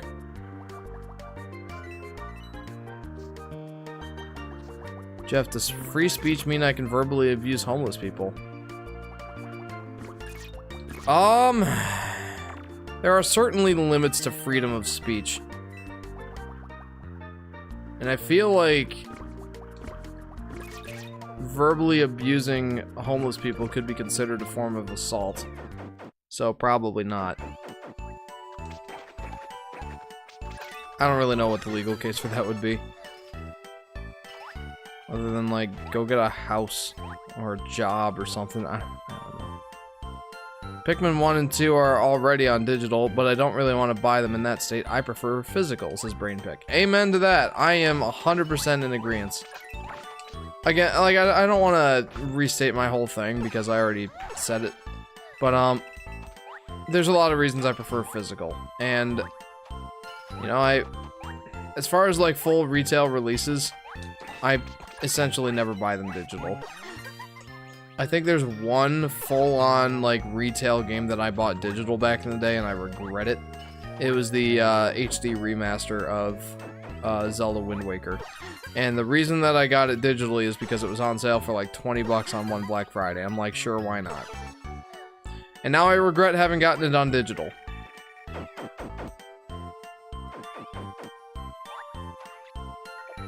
Jeff, I told you about how my side hustle isn't allowed thanks to Biden, right? I feel like you did, yes. I feel like you did tell me about that tragic story.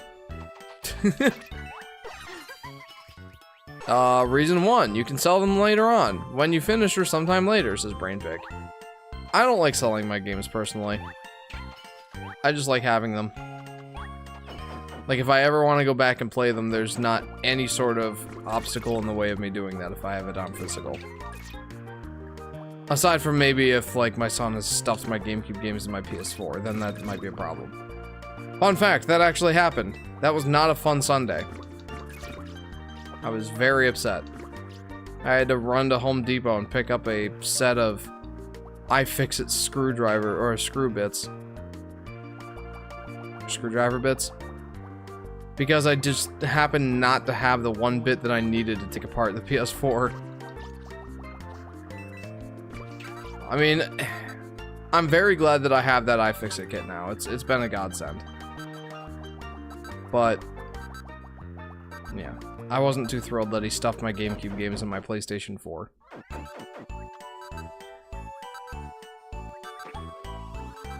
You know what? I don't want to kill him with that. I shall absorb his energy, and I will heal myself. J-Dog says, I remember watching a video about legal and illegal stuff in North Korea, and the one I still remember is that all drugs are legal in North Korea. Makes sense, it's North Korea, says J-Dog. Okay. BrainPick says, reason 2, you get a cool case for it, and probably some artwork. Rip manuals. Yeah, I do miss manuals. I still remember the manual for Super Smash Bros. Brawl being like 50 pages or something like that. And I remember reading through it on my way home after picking it up the first day. Gosh, that was an experience. I miss manuals. Now you're lucky if you get like a little brochure for a different game that's related to it. Like, hey, thank you for buying Mega Man 11. Have you checked out the Mega Man X Legacy Collection? Like, that's pretty much all you're gonna get now.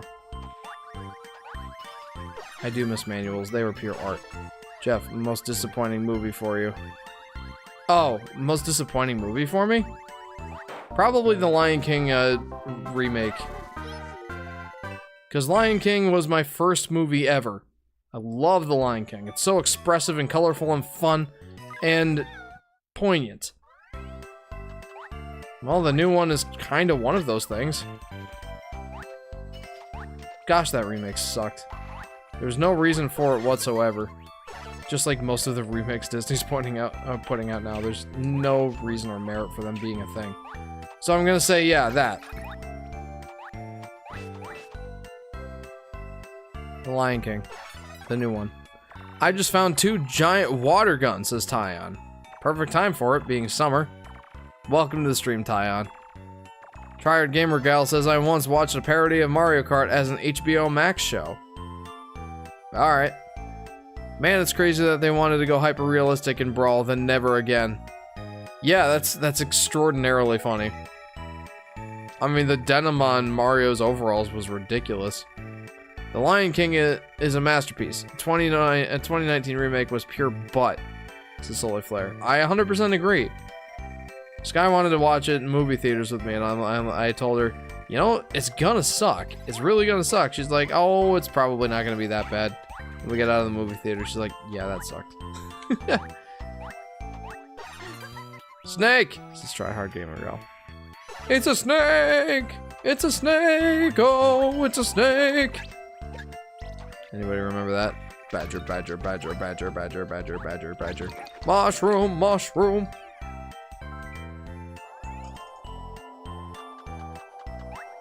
Meow! Whoa, that was a near miss. I don't know, what are you guys' most disappointing movies? What movies were you the most disappointed in? No! Stop your backward walk of shame! Not again! No! My most disappointing movie is Pocahontas 2. I was a big fan of the first one, and I was ready to watch the second one. It was so bad I didn't even finish it. Dang. I haven't seen Pocahontas. I feel like I should have, but I didn't. Especially given that I have just a small amount of Native American heritage. Not that that really matters. Huh?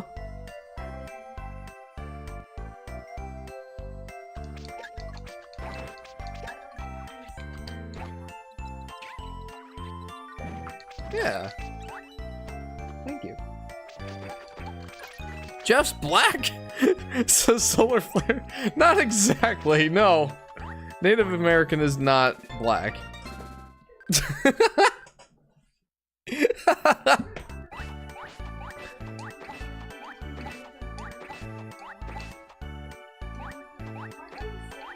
What's the difference between Native Americans and Indians? Completely different continents.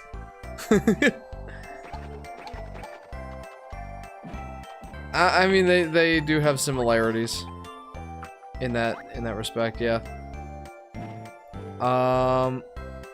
All direct-to-video Disney sequels suck, says Solar Flare. Also, Pocahontas 1 isn't good, but I'm not getting into that.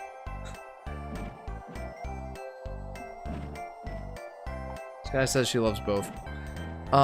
Tyan says, I straight up think I've only seen 2 movies in a movie theater. The rest were in school. Wow. Even I've seen more movie theater movies than you have, apparently.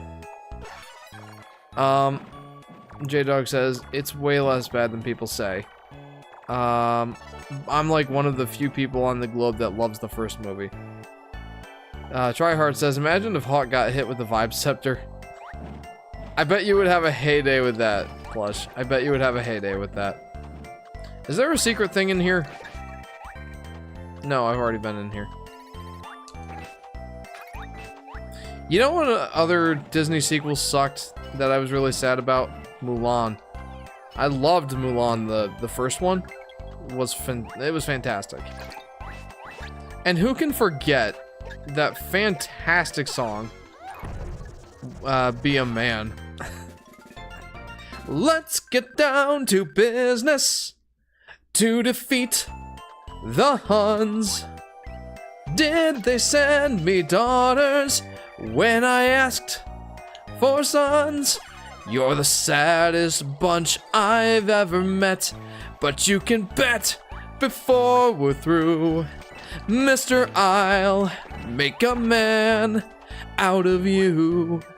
Who could forget that absolute banger of a song, right?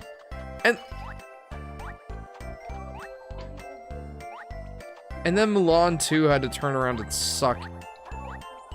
And I didn't care for it. I remember watching Mulan 2 with you, hon, and I was like, yeah, we watched it together, and I'm like, man, this kind of sucks, and you're like, I'm having fun.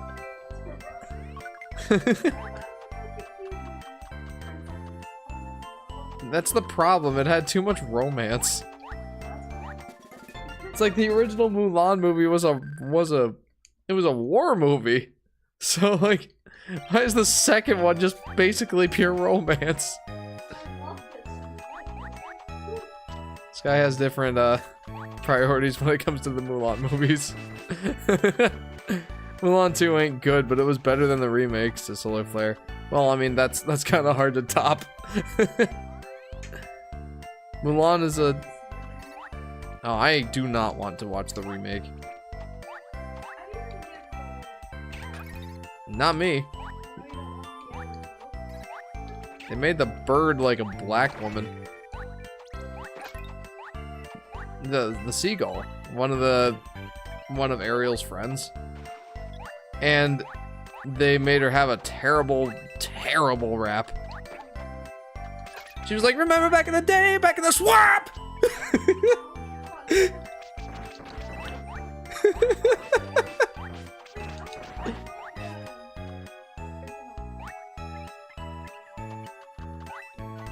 Because forced diversity, that's why.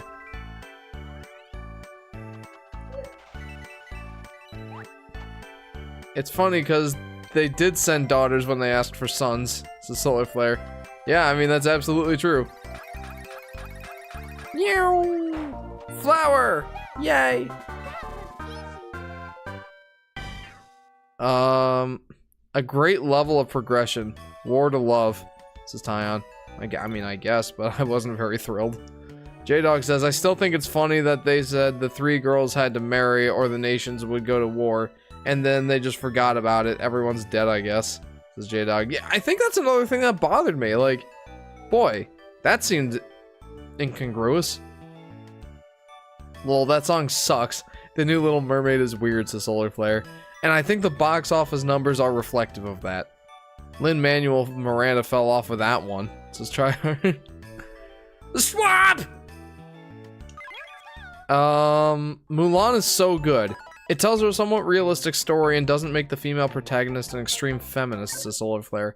I feel like Disney had that down to an art form back in the day. And now they're just like, wait, feminism is everything. As the critical drinker would say, it's all about the message.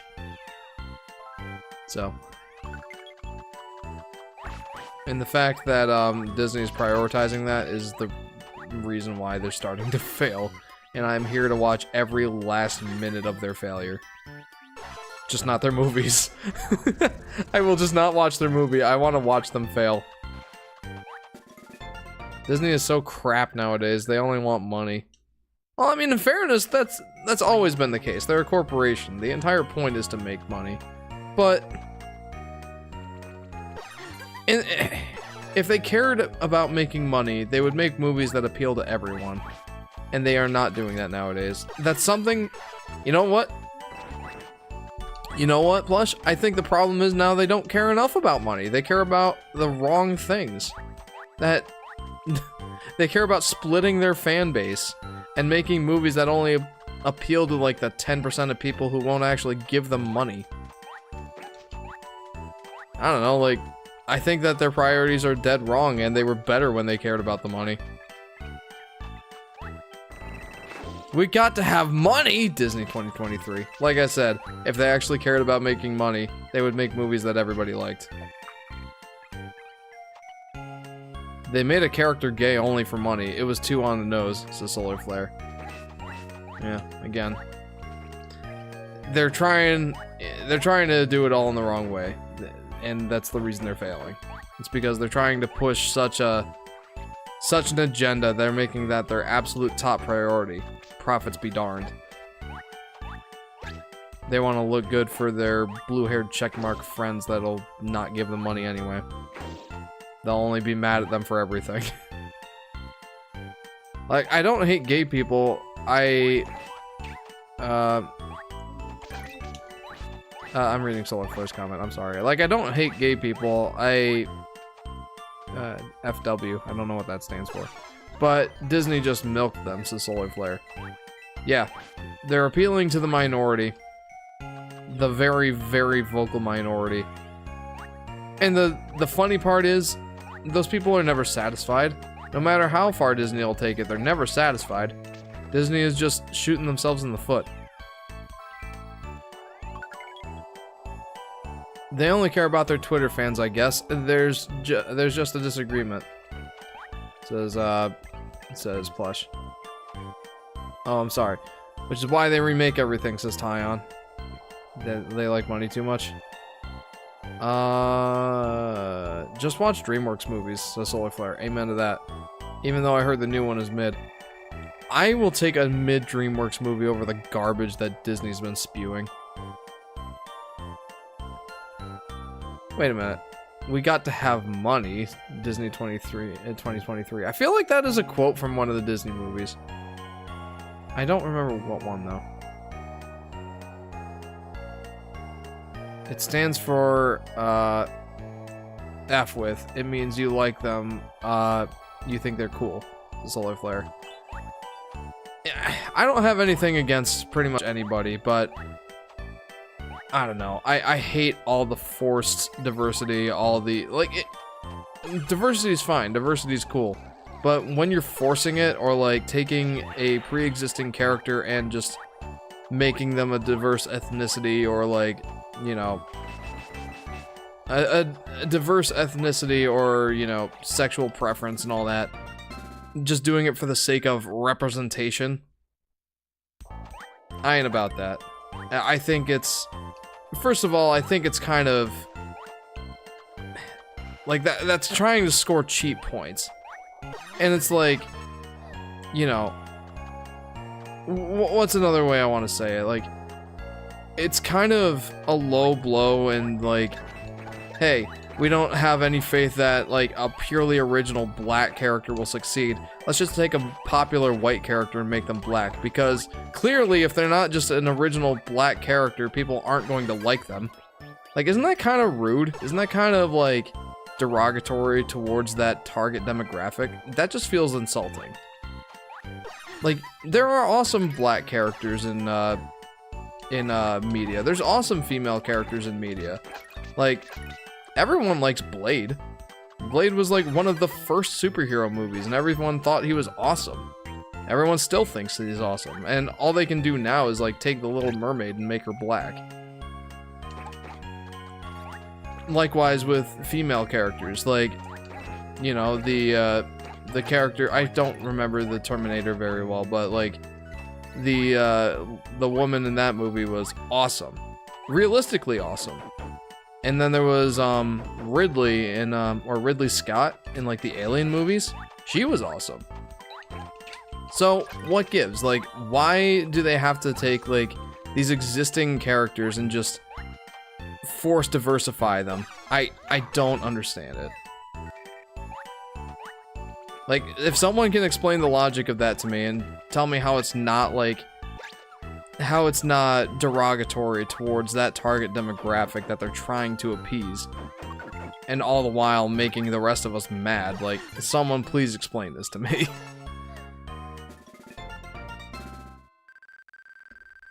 By the way, that quote is from the Tom and Jerry 1992. It's a meme, actually. Oh! I knew that sounded familiar, J-Dog. It's called Tokenism, says Solar Flare. Yes, exactly right. I actually saw that movie unironically, J-Dog, when I was a kid. The Velma show. Yeah, Tyon, 100% correct. If Twitter made Jack Black or Jake Black, I could easily cancel them. Reason, Jake speaks in slang, so thus it would be harmful stereotypical if he were black. Wait, Ridley? Yeah, the, fun fact, the Metroid series was heavily inspired by the Alien movies, including the name of one of the enemies, being Ridley.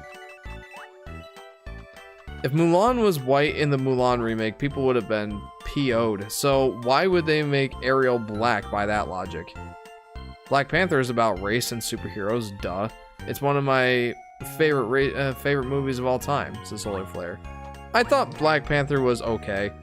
I wouldn't go as far as saying it was like mid or anything, but I liked it, but it's not like it was one of my favorites.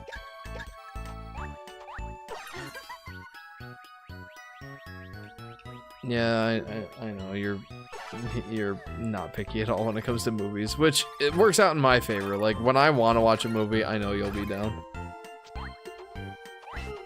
Like, lately, Sky's been watching, the 2012 series of the Teenage Mutant Ninja Turtles with me. And she says she's been loving it, which is awesome. I have someone to watch Teenage Mutant Ninja Turtles with, and it's awesome. Racist! You don't like Black Panther! JK. It's the solar flare. Did I get everything in the stage? I highly doubt it.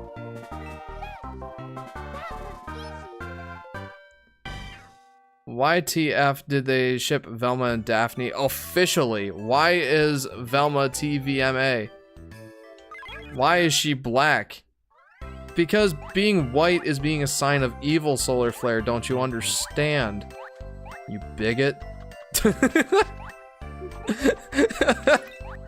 Sorry, no.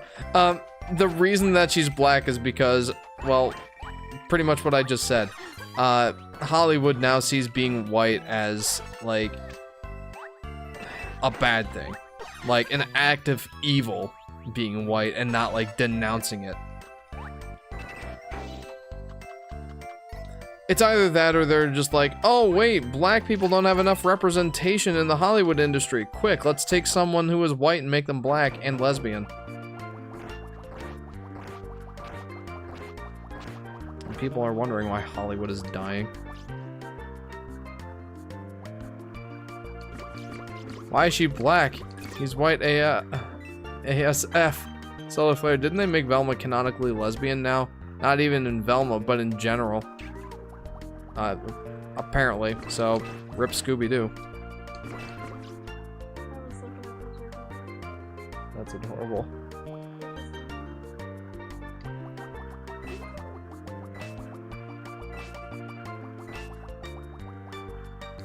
Even still, and it's weird. They race swapped her to Indian, not black. Still, it's weird. Even still, though, it's dumb.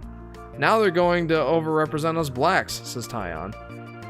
I hope I don't sound racist, I just hate tokenism, says Solar Flare. Like I said, it doesn't really matter what your race is. Like, you can look at tokenism and think it's a bad idea. Like, again, I fail to see any of the upsides. Like, you could make the argument that, yes, there's more diversity, hooray. But, like, you're taking an existing original character and making them black for the sake of being black. And they never do it in a way that, like, adds anything to the story or adds anything to, like, the character's motivations and all that, right? Like, they just make the character black so that they'll be black. And again, I don't have problems with black people. Like, it's not a matter of racism to call tokenism stupid. And I feel like to the people that they're trying to represent, it's just as offensive and insulting. Because again, like I said, it gives sort of that impression that they can't make an original character that's black stand by their own merits. Like, they just have to take a good original white character and make them black because they're like, well, we can't come up with an original character who's black that people will actually like. That's just too hard. Meanwhile, T'Challa, Black Panther, and Blade, and all these other, you know, black characters exist and are great. Like, why does it have to be this way? And again, I'm fully convinced that it's because people believe that it's evil to be white. And I think people are starting to see behind the curtain a little bit now, and they're not liking what they're seeing. That's why Disney's failing, because they're pandering to a very vocal minority that the rest of us are like, what the heck, don't do this. Why are you doing this? Why are you pushing this? Like, we could deal with it when it was like, you know, not strictly offensive to everything we stand for, but now that you're pushing certain messages and you've taken it to the absolute extreme, well, people are starting to give up on it. People are starting to make their opinions known via their wallets, the only message that you can speak to these corporations. And again, I'm here to watch every moment of their failure. They have hard earned it at this point. I hate to say it, because Disney was a big part of my childhood, but there is nothing I would like to see more than Disney just go down in a heaping pile of flames. Now, it's gotten that bad. I see no redemption for it. They have the reverse Midas touch. every franchise, every property and IP that they purchase and make movies and content for, they turn to garbage and crap. It's the reverse Midas touch. Star Wars used to be phenomenal. Indiana Jones used to be great. The MCU was awesome back in the day. And all of these things are just tragic piles of garbage now. There's really no redemption for Disney, and I want to see them fail. Or go under new management, but I don't think that they're going to until they fail. So, there you go. I've got a bone to pick with Disney, let's just say that.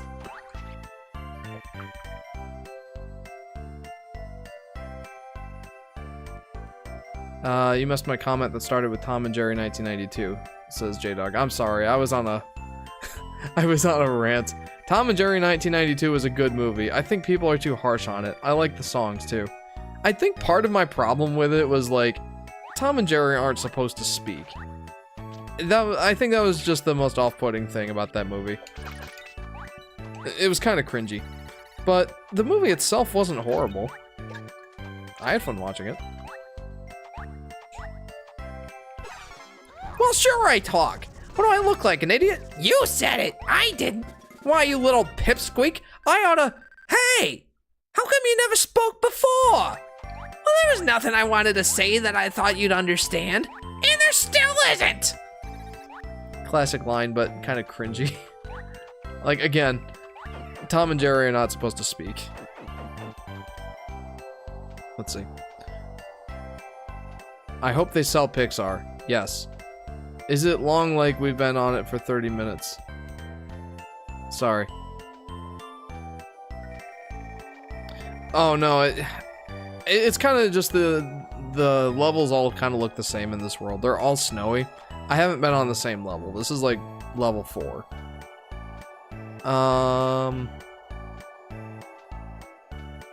It would be the biggest I told you so moment, says Tyon. Burn the mouse! They ruined Marvel. Crystal Skull is also another disappointing movie. The new Indie I heard is alright. Actually, Marvel did some good movies recently, like No Way Home. That was a Sony film, first of all. That is in the MCU, but Sony was the one who produced that, not Marvel, or not Disney. It was in cooperation with Disney, but make no mistake, it's a Sony movie. I would love to see a stream dedicated to Jeff ranting, says Tyon. Hey, you're here for it, right? Someone asked opinions on any movie. I'll say not seen or review it. Tryhard Gamer Gal says, Isabel is a female dog. She's literally a B-word. Lovable little B-word. Why is there a South Park cameo in the Chip and Dale remake? Spider-Verse movies are so good. I want to see the new one. Tyon says, I want to see the Miles Spider-Man movies.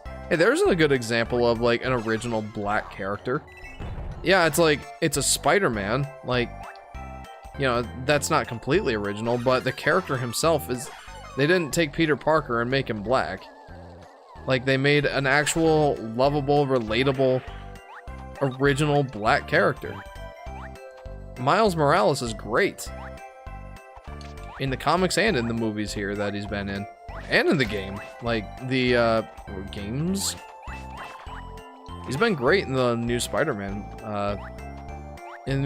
video games. Like, Miles Morales is great.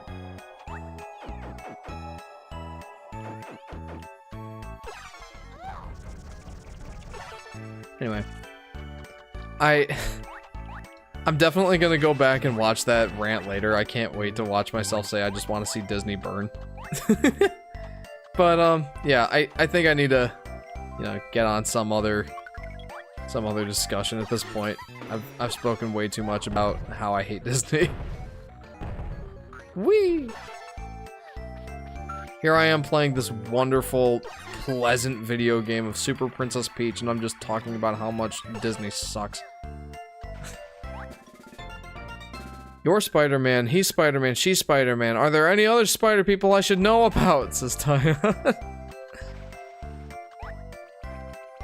I feel like that's a reference. Oh, Squidward. He's Squidward, you're Squidward. I'm Squidward. Are there any other Squidwards I should know about? Meow. But you can't say it enough, says Ethan. Yeah, no, I could and have talked for hours on how much I hate what Disney's doing nowadays to our beloved IPs. And how much just, frankly, the leftist crowd of Hollywood just cheers it on.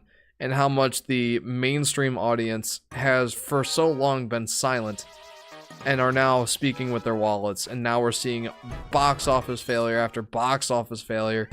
And everyone's like, these movies are so mid. And we're like, no, they're not. They're garbage. Like, they're not just mid. They're so bad that they're absolute trash. Like, you really can't talk enough about how Hollywood has failed us recently. Just shut up and make us laugh. That is your job, actors. That's your job, movie makers. Shut up and entertain us. You're the court jesters. You're the ones who are meant to entertain us. That is your literal job description, is entertain us. Sit there and juggle and sing. I don't want to hear your political opinions. I don't want to hear about how you think you're such a better person than us because you voted for not Trump. Shut up and act. There I go again. I'm ranting again. It's not like they can't have their own opinions, but don't... Like, there's so many actors now that are like, I have to use this opportunity as, like, I have to use this platform for the greater good. No, the heck you don't. Shut up. If you want to make, like, a charity or something dedicated to your favorite leftist cause, I don't care. Just don't ruin our movies and our entertainment to be on your soapbox. I'm not here for that. Gosh, I wanted to stop ranting. I'm sorry, I can't. Y'all have gotten me on a Hollywood and Disney rant. Look what you've done.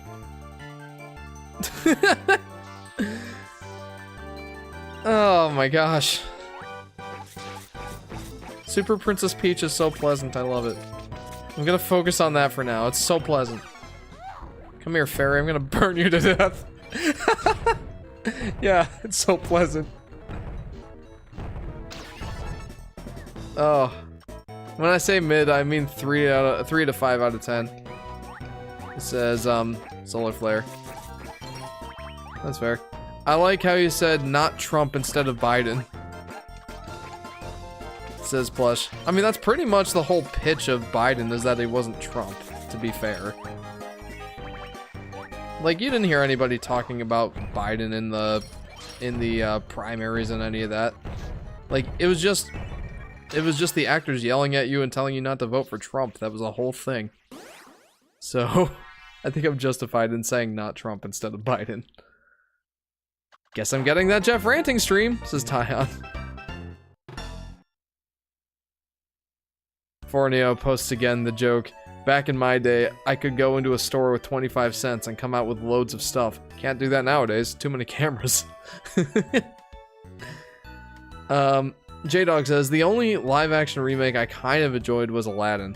But still, they have Jasmine sing a whole independent song, then automatically change her back to a damsel. What was the point? J-Dog, the point was cheap points with the leftist crowd. That's what it was.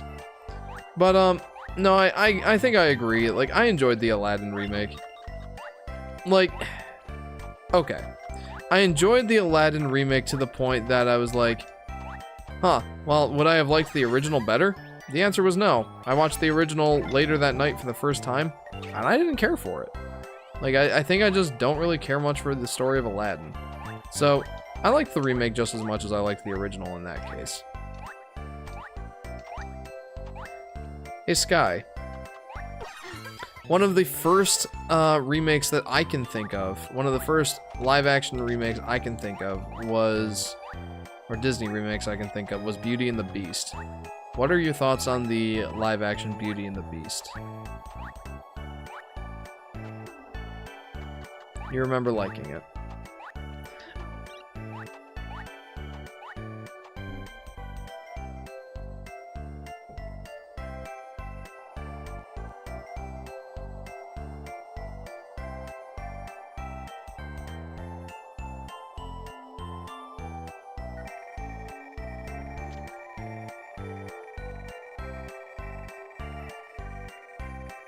Oh, I'm sure.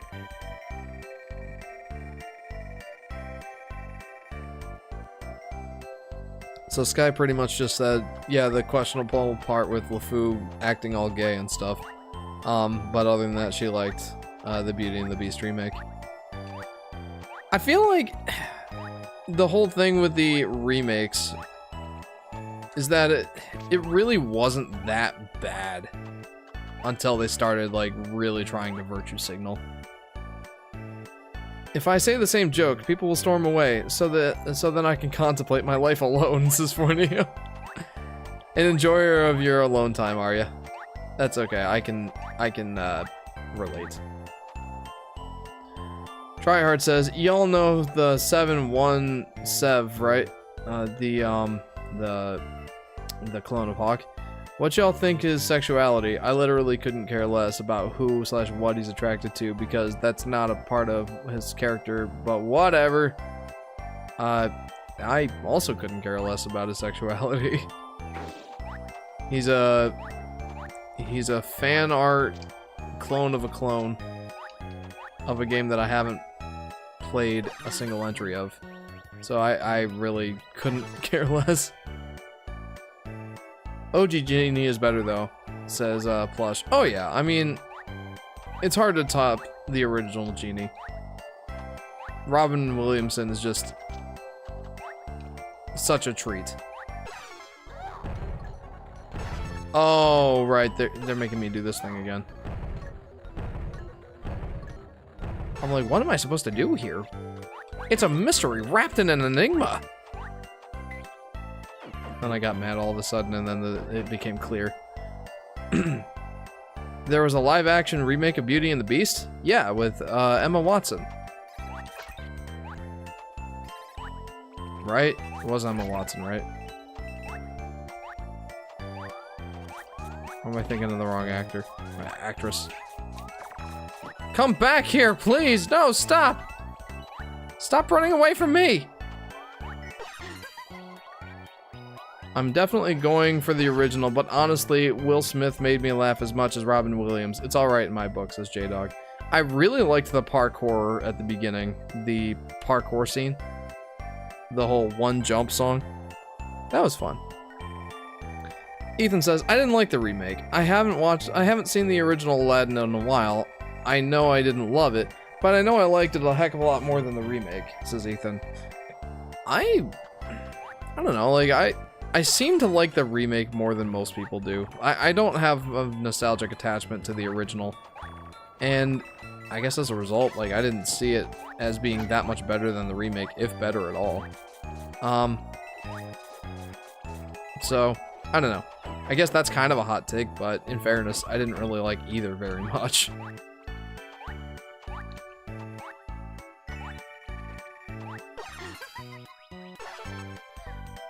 Whee! Disney is the type of company to force in your face that a character is part of the LGBTQ+, says Tyon. Yeah, that's kind of one of their mission statements at this point. They've made it abundantly clear. In fact, they've made it clear that they have a not-so-secret agenda for our children. And isn't that just lovely? Yet another reason I want to see Disney crash and burn. The live-action Cinderella 2015 is the only live-action I've watched and care to watch, says Plush. J-Dog says, boy, I know Disney is never going to touch Hunchback for a remake with this crazy shiz that they have in that movie. I mean, if they do try, they'll have to change quite a few things, won't they? Sorry, my phone died, but one good example of a movie that uses minorities but not as a token is Everything Everywhere All at Once. The main characters are Chinese, the protagonist's daughter is lesbian, and it uses those for the plot, and not just to be there, says Solar Flare. That, I'd say, is probably the best case scenario for, you know, minorities of that sort to be used in a movie. Like, make something actually original and worthwhile, you know? Like, don't just lean on them for cheap points with the blue-haired check marks. Jeff, have you ever cried at a movie/game? It's a Solar Flare. The one game that I've come close to crying on was Super Paper Mario. Doesn't help that I was like 12 when I played it, but yeah, like that was definitely one of them. Jeez, this is a giant pick of a pipe level. This is Tyon. Yeah, it is. Man, and the worst part is I actually have to go down all of these until I figure out which one's the right one, and I have to keep track of which ones I've gone down. So starting now, I'm actually keeping count. Ugh. Let's see, are there any others that I've come close to crying on?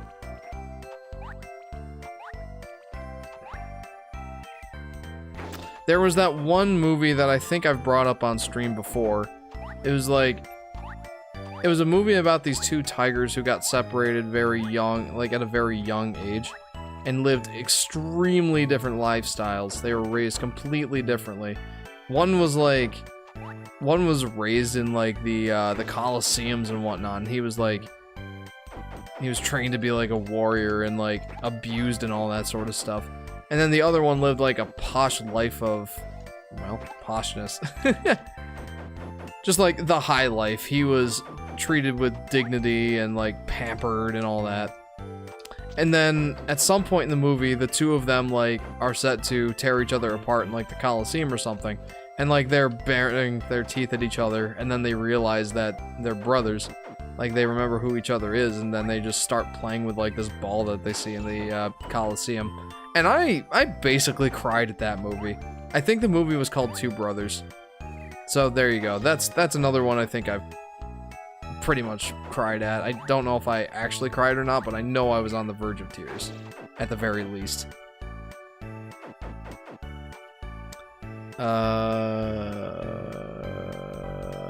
Sev is more focused on his artistic career than any sort of romantic relationship. Good on Sev. Thought this was a new concept that the Mario Maker community came up with, says Tyon. Yeah, I mean, it seems trolly enough. That certainly belongs. I cried during Endgame because Iron Man was my favorite Superman when I was young.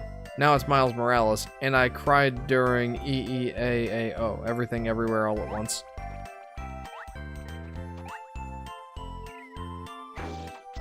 I liked Penny Parker. Apparently she had something insane happen to her. I feel so bad for her, says Plush. Yeah, something tragic. Absolutely. I watched a YouTube short that explained that there was something tragic that happened to her, and that's why she's so depressed in the new movie. He had a daughter, says Solar Flare. I know. Goodness gracious. Goodness gracious. I found the one pipe that goes somewhere, but there's like that mini game and I don't know how to get there. Superhero, lol. Everything Everywhere All at Once was a happy cry. Endgame was my childhood being ripped apart by the snap of the Infinity Gauntlet in Tony's hand, says Solar Flare. Are you kidding me? Did Endgame come out before Infinity War or after? After. It was originally just going to be called Infinity War Part 2, I think. And then they changed it. I don't mind that. How do I get up there? I want the minigame. Gimme. Just gimme it. Just gimme. I've been on this world long enough, guys. Help. Can I just fly up there? Nope. Okay. I'm gonna go ahead and sit here and let my vibe energy recover, and I'll read some comments. Just to let you know, The Rock Johnson announced a live-action remake of Moana. Moana is in the works now. I'm just done, says J-Dog. That's like, Moana's not even that old. Come on. Come up with something original, Disney. Oh wait, you can't because it'll suck. No minigame for you. Yeah, Moana was good, but why are they remaking it?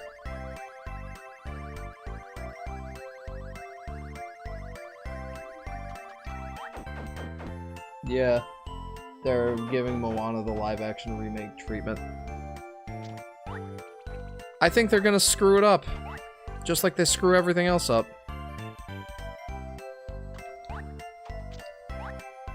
Yeah, but you know they're gonna screw it up somehow. It's Disney. They screw up everything.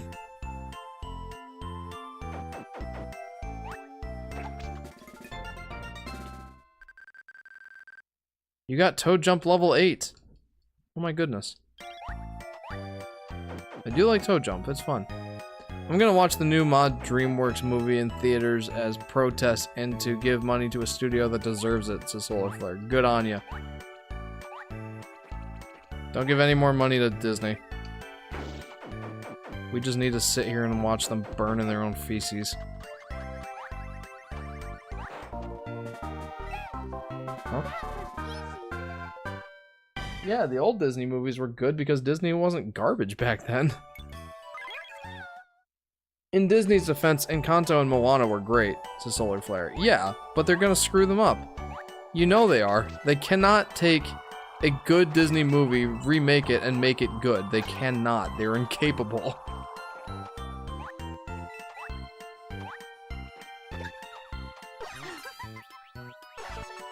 I completely forgot about Black Adam, says Tyon. That was a movie that came out recently with The Rock, right? And that's based off of a DC franchise. Or a DC superhero, super person. I don't know. Black Adam. I feel like that's closely tied in with Shazam. Right? Encanto was Disney's last hurrah. Let's try hard. I know. It's a Solar Flare. It's... you guys gonna get me ranting again about Disney? Haven't I ranted enough? So let's just wait for Shrek X. Shreks!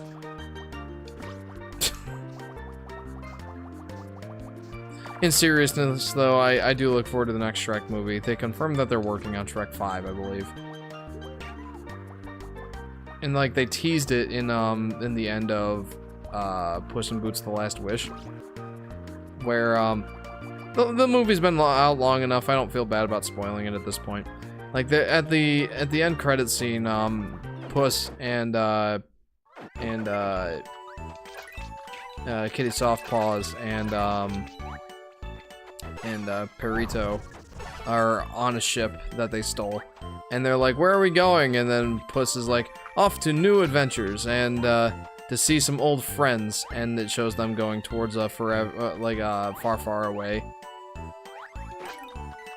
Yeah, they're 100% gonna be making a Shrek 5, and I'm here for it.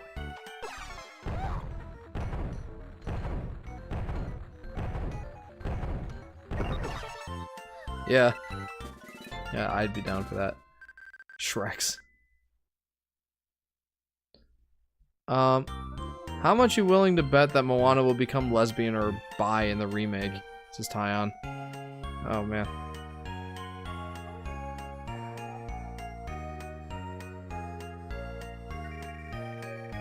With Mr. You're welcome.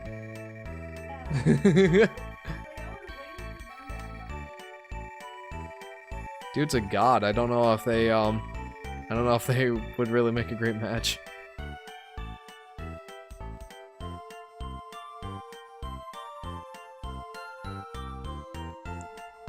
DC is slowly getting better than Marvel. This Solar Flare. Yeah, I mean, it's hard to get much worse at this point. Like, James Gunn is gonna make DC better. I meant Shrek 5. There's not gonna be 20 Shrek movies. I'm Yoshi. I'm bisexual. HBO Yoshi says, Plush, why would you do that to me?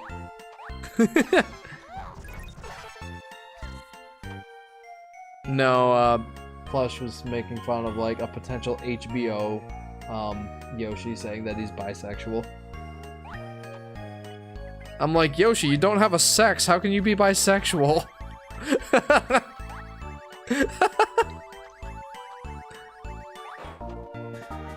Jeff, have you ever seen cult classic Racist Mario? Don't watch it. I don't think I've seen Racist Mario, but I have seen Mad Mario. Really can't compare a movie company to a video game company. Says Tyon. Nope. He was saying that referencing my comment, which I would like you to read, says J-Dog. I'm sorry, I keep missing stuff. People theorize that because Rock is reprising again for it, he's doing this to get a better name with this movie since Black Adam did bad. I mean, really, how bad has The Rock's reputation gotten? Like, I feel like pretty much everybody still sees Rock in a positive light.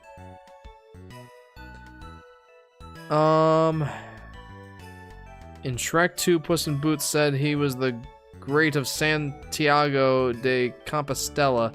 I'm going there. I'm gonna meet Puss in Boots, says Solar Flare. Jeff, have you ever heard of Sink Steak? No. No, I haven't. That was from the HBO Mario Kart parody, says Plush. Haven't seen it. Has Birdo gotten confirmed gender, or am I living under a rock, says Tyon. Nope. I saw an SNL Mario Kart. It was funny. Way better than SNL Wario. Great cat thief, says Solar Flare.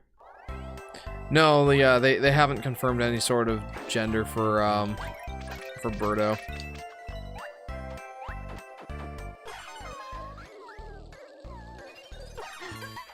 I don't exactly remember what the whole deal with Birdo is. Like, why everyone's up in arms like, oh, Birdo's transgender. I don't know. Like, a mistype or a typo in the, Like, there's been plenty of references to the, you know, doubtful nature of Birdo's, gender. Even in, like, Mario and Luigi Superstar Saga, like, if anybody remembers, Popple, the Shadow Thief, like, he paired up with Birdo as a partner. Like, he kept going from partner to partner sort of thing. Not in a sexual way, get your mind out of the gutter. Like, he had partners in crime, and he was, like, cycling through them. He started with Bowser, then he went solo for a while, then he teamed up with Birdo, and at some point in that whole exchange, he's like, this, dame! And, yeah. So Nintendo certainly hasn't helped things with that whole, you know, deal. Sink steak is a trend where you cook a steak by running hot sink water onto it. So plate just steak in a sink, no plate, just steak in a sink. So it's like a poor man's sous vide. That's kind of what that sounds like.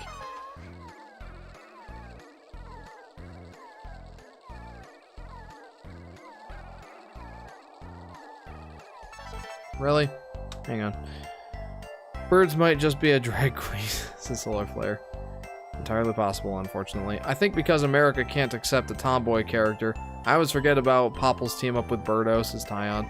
I remember adult videos like Racist Mario and Hot Diggity Demons Mario vid got recommended to me and others as kids for some reasons, says J-Dog. No, I don't doubt it.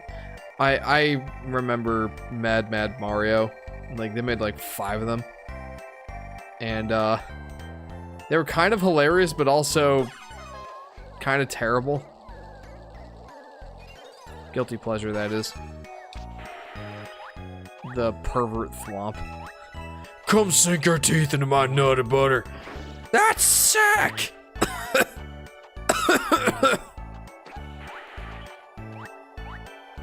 This is by far the most political Jeff stream, says Solar Flare. Yep. Yeah, it sure is. Whether that's a good or a bad thing, I'll leave that up to you to decide. What was I talking about? I don't even remember at this point. Sink steak! That's like a poor man's sous vide, and it sounds like a terrible, terrible way to eat steak. Do not sign me up for that. I am totally down for a sous vide, and then using that as like a reverse seared method. I am not 100% down for just eating it out of the sink. No, thank you, please. Oh, no.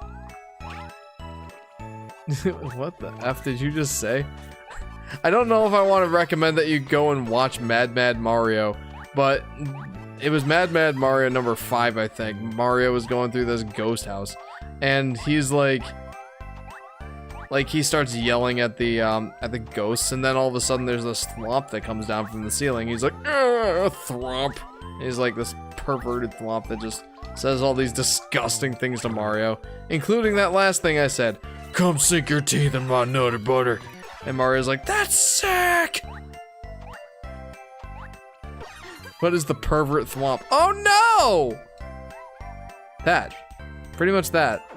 This music is going to be jammed into my head by the end of the stream, says Tyon. WTF, says Solar Flare. At least you're not Dad. While I do agree with him, it ruins the mood, says Plush. Gotta watch that, says Solar Flare. It's hilarious. Like, just watching Mario, completely be out of character. He's so over everything. He's just actively insulting everyone. Like, he rescues he rescues Mario. He gets to, like, Bowser's castle in the first Mad Mario, and he's like yelling at Peach for getting kidnapped and all that. And like, he's just walking past Bowser, and like, Mario's talking about how he's had to jump on so many gosh dang turtles. I'm sick of this. And then Bowser's just like, they're just doing their job, man. And he goes, and don't even get me started on you, you fat F word. And Bowser's like, you really think I'm fat? Ugh. And then, like, Mario is, dragging Peach by the hand and saying, we're gonna go home, and just says something completely rude. And then Bowser's like, well, now what are we supposed to do or fight? And please don't take this as me saying the R word as being like, I use it often, but I don't really consider it a swear word. So Mario looks back at Bowser. He goes, if you want to fight someone, go fight my friggin' retard brother. I'm sick of this crap. So that's Mad Mario in a nutshell. It's a guilty pleasure. Out of context, but Madagascar 1 is amazing to me. One of my favorite DreamWorks movies. It lightens my day, and I love all the jokes. Madagascar and movies like it, I don't know. Never really jived with me all that much. It's not like I hate it. It's just, it's not my cup of tea. Alright. Let's go on. Let's do a couple of levels in Giddy Sky. Wait. Should we do the mini games? Should I go visit the shop? I should probably visit the shop. Bro, holy crud, especially considering the fact I headcanon Luigi as autistic and retard is a slur against autistic people. Says Plush. Yeah, they went hard on it. I find the R word offensive because I'm autistic, says Blues Cat. I apologize. I don't really see it as being an R word unless people are like, it used to be a technical term, believe it or not. Same thing with like idiot. Those used to be, and also I should clarify, please don't take offense at me like quoting the R word. I don't use it on a day-to-day basis. I still don't really consider it a slur or a swear word unless people are like, you know, using it in such a derogatory fashion. But, you know, I guess I said my piece.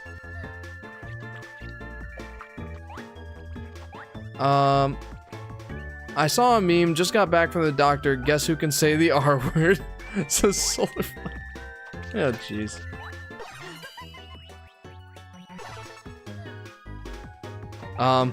But yeah, for some reason, Mad Mario, I saw it years ago, and it's a guilty pleasure. Like, it's just so uncharacteristically angry Mario, just saying all these terrible, terrible things. And for some reason, I just find it hilarious. Especially the, there were some behind-the-scenes shots of the guy just, like, yelling, "You're sick! That's sick! You're sick!" over and over again in the microphone. You can see his veins popping out of his head. I don't know why, but that stuff's just hilarious. I don't use the R word, but it doesn't offend me unless in certain circumstances, and I'm autistic, says Plush. it really doesn't offend me. I don't try to use it because I know it offends people.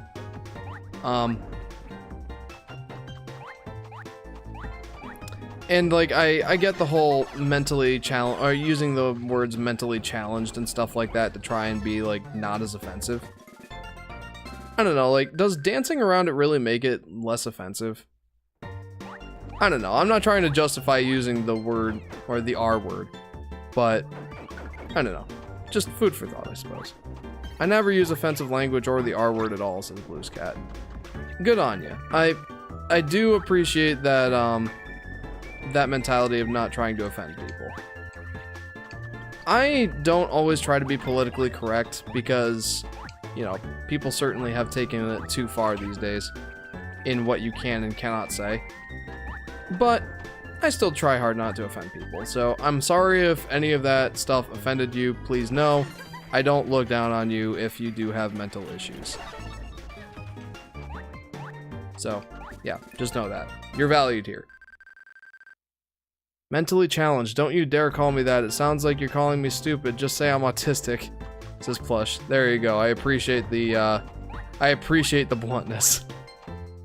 Isn't Fat Albert made by Bill Cosby? Yes. Yes, it is. I think he voiced like pretty much every character in that show. Most of my friends say retardando, banned word, to get out of trouble for saying the actual R word. Mental issues? Says Tryhard Gamer Gal. You missed my comment again. I'm sorry, J-Dog. When I get on rants, I tend to miss comments. I'm not doing it on purpose, I swear. I remember that Fat Albert episode where the teacher told the new student he was R-word, and Fat Albert is just flabbergasted. Yeah, I can see that. Gosh, Fat Albert was such a fun cartoon. And then there was like that live action movie. I haven't seen that one, but I haven't like heard good things about it. I guess I just haven't heard anything about it really. But, you know, the old cartoon, that was a lot of fun. There was that one character that had like a speech impediment that he always had like the word or the letter B in various places in all of his words. And one of my favorite lines that for some reason always stuck with me was, "My uncle got in trouble for stealing a little thing but." And then the one character's like, "What did he steal?" He goes, "A diamond ring." I don't know why, that always just stuck out to me. Yeah, just ignore who made it and all good. Bill Cosby is such a relatable dude for legal reasons. That's a joke. So Solar Flare. Issues? Actually, I'm kind of okay with that. I have severe issues, says Tryhard Gamer Gal. Again, don't take that as like being offensive or anything. Would you prefer that I call it mental abnormalities? Is that less derogatory? I have the funniest story, but it's better with delivery, so I'll tell you next voice call, says Solar Flare. Okay, I will attempt to remind you if I remember myself.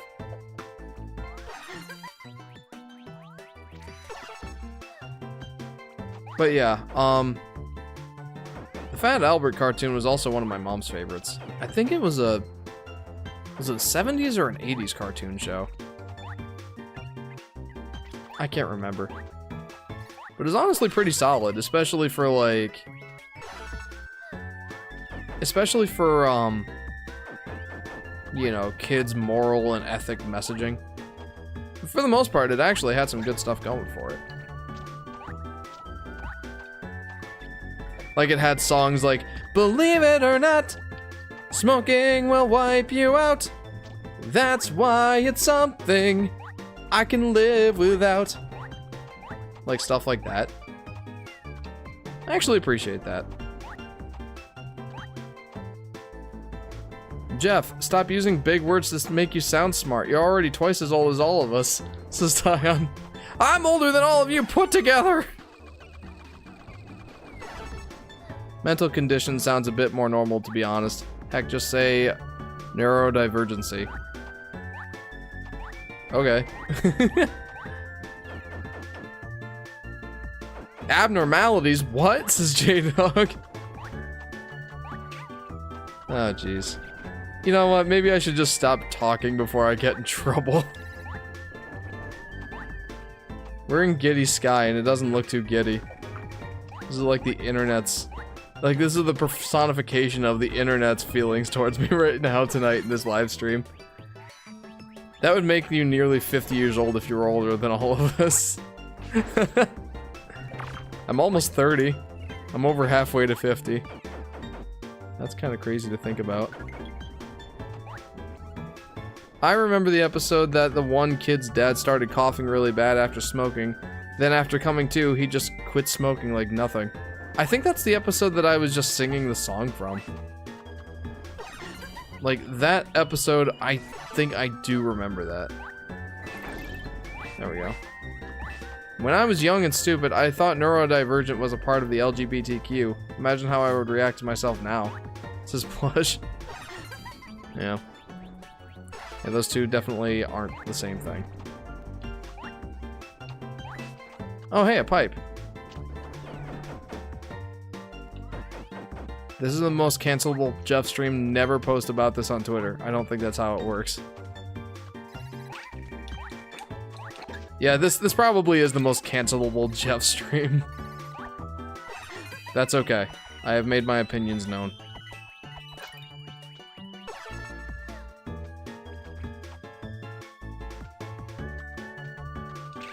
Owies!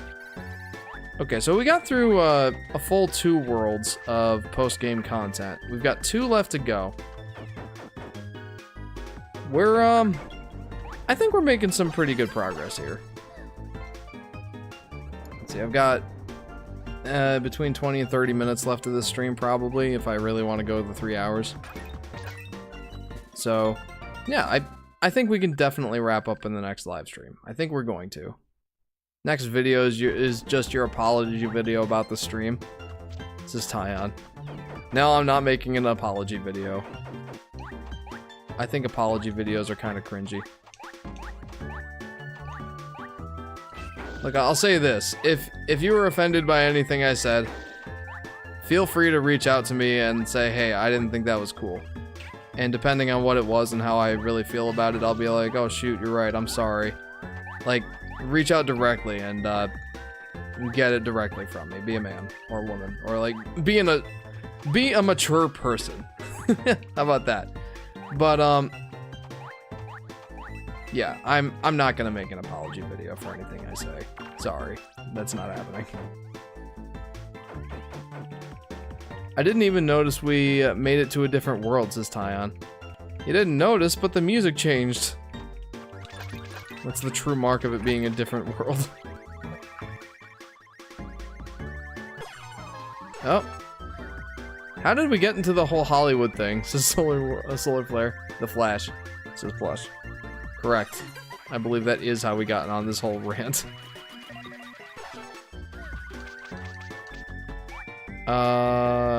Besides that disgusting piece of crap, Ezra Miller, the Flash was decent. It's a solar flare. I've heard that it was pretty mid. But, yeah. That could just be the people that I typically watch, like Nerdrotic and The Critical Drinker. Though, to be fair, I'm not super interested in, well, most movies nowadays, really. It has to be something truly special for me to care much. But, yeah. I don't know. I don't really have any strong opinions on The Flash. There's a trash apology video trending called Hi by this random girl named Colleen something. Mild spoilers, but they poke fun at apology vids in the opening. Nice. Man, I nowadays look forward to the chat rooms on Saturday. It's so fun, says J-Dog. It is. I don't think I'm gonna make it a super regular thing. But it's something I'd like to do every once in a while, for sure. Especially if I've just gotta, like, get footage for a video, or I'm just, like, I'm playing a game, like Tears of the Kingdom, that, you know, I want to put some time into, but it's like, hey, like, no reason I can't stay awake and just chat with you guys for a while. So, yeah. Like I said, I don't think I plan on making it a, like, a weekly thing, or even a bi-weekly thing. It's just gonna be something I like doing every once in a while. And I'm glad that you guys enjoy it. It tends to get a pretty good turnout for, you know, my Discord size.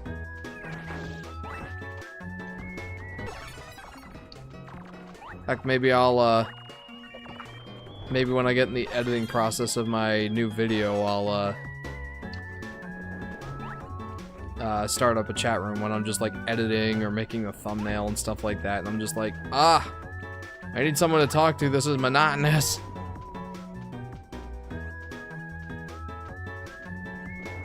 Of Spider-Verse... Oh, Jeff, I love seeing movies at the theater. Of Spider-Verse, I have not been smart this stream. They poke fun at apology vids in the opening of the Spider-Verse. Oh. That's hilarious. I think the worst apology video is the one from this girl who harassed her friend, and her video was her saying she's free while doing interpretive dance. Jeff, did you see the changes in my Discord server? I saw that there was a lot of things, and I have not kept up with the changes. Like, there's a bunch of new channels. Like, I saw that you promoted me to an admin in your server, so thank you for that. I haven't really kept on all the changes though. Jeff, if you're bored, I'm always free to call, says Solar Flare. I'll say this: very rarely am I bored. Like, when I don't chat with you guys much, or I'm not responding to your messages very quickly, please don't take that personally. Or if I'm not, like, getting on voice chats very often, please don't take it personally. I've said this to my friends at work. I'm like, I actually miss, like, I never thought I would miss this, but I miss being able to be bored. It comes with the territory of being a parent. Like, I wouldn't give it up for the world. But there are certain things that you do miss, and it's kind of funny, the things that you miss after becoming, well, a parent. Again, I wouldn't give it up for the world. I love my kids. I love being a dad. I know it's so cliche to say, but it is, you know, aside from, you know, getting married, it's gotta be top 3 things that have, the top 3 best things that have ever happened to me, becoming a parent. But, you know, when you become a parent, there are some things that you do have to give up. And one of the things is a lot of free time. When my kids are awake, I don't feel right about sitting at my computer, for the most part. I don't feel right about, like, just messaging in Discord when I should be playing with my kids. Or, like, preparing dinner or helping Sky with something. It's one of those things that your priorities really change. And, like, I used to do podcasts with my friends. I used to play League of Legends with my friends. I used to chat with them just whenever. I don't do that stuff anymore. And it's not like I don't want to. Like, I miss my friends sometimes. I miss, like, having a lot of free time. But again, those are things I was willing to give up to have children. And I wouldn't give it up for the world at this point.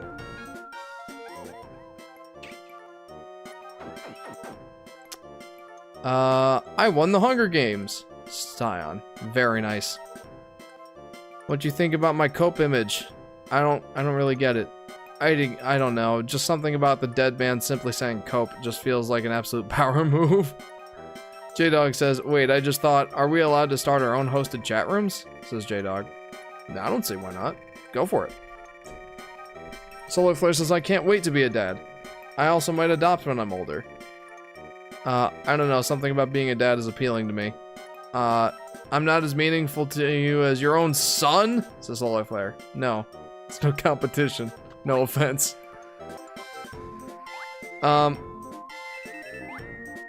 I forget you're a dad now, says Tyon. Yeah, right? Like, if I shaved my goatee, I could probably pass as being much younger than I actually am. Like, I could probably pass as being 21 or 22 without a goatee. But I'm 29. And I have 2 kids. I have a son and a daughter. My son is 3, and my daughter is turning 1 next month. Bigots, solar flare. I know you don't care about me much, and I'm okay with that since we don't know each other as well as we seem to. It says, plush. Well, it's not that I don't care about you. But, you know, as you put in perspective in one of your recent YouTube posts, we don't really know much about each other. For all intents and purposes, like, you can consider us online friends. I would say we're online friends. But, you know, as far as, like, being actual personal and knowing about what's going on in each other's lives, you know, it just doesn't compare to, like, you know, being in real life friends and, like, being family and all that. Of course, internet friends comes near the bottom of the hierarchy of people you care about. But it's not that I don't care about you guys. Like, I appreciate that you guys tell me about your achievements and things that are going on in your life. I like that. It makes it feel like a more tight-knit community, and it makes me happy to hear about the things going on you guys have. Like, from time to time, I still think about Cryaside. He hasn't tuned into the streams in a while, but he was one of my most loyal fans back in the day, and I still think about, you know, how university is going for him, and, like, he was talking about meeting this nice girl at college, and I think about his scientific experiments. It's not that I don't care about you guys, but we'll likely never know each other in real life, and there's nothing wrong with that. We're internet friends. Plush says, but I will say this, you've been nothing but a blessing. Well, thank you. I appreciate that, and I know that there are some cancelable moments that I have on streams like this, and I sometimes make my opinions known that might not fly with modern audiences, I'll say. But I appreciate that you guys stick around and that you find value in the content that I make and that you get value out of just chatting with me. I not to get like super cliche or like sappy or anything, but from the moment I started YouTube in 2014, that's the only thing I've ever wanted out of content creation, is people to enjoy what I do. And I appreciate that you guys are here doing just that.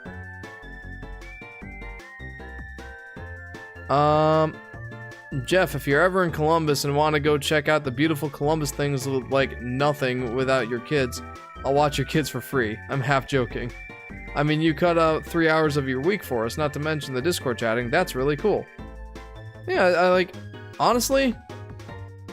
Oh, don't worry, my opinions don't fly with modern peeps either. It's cool, says J-Dog.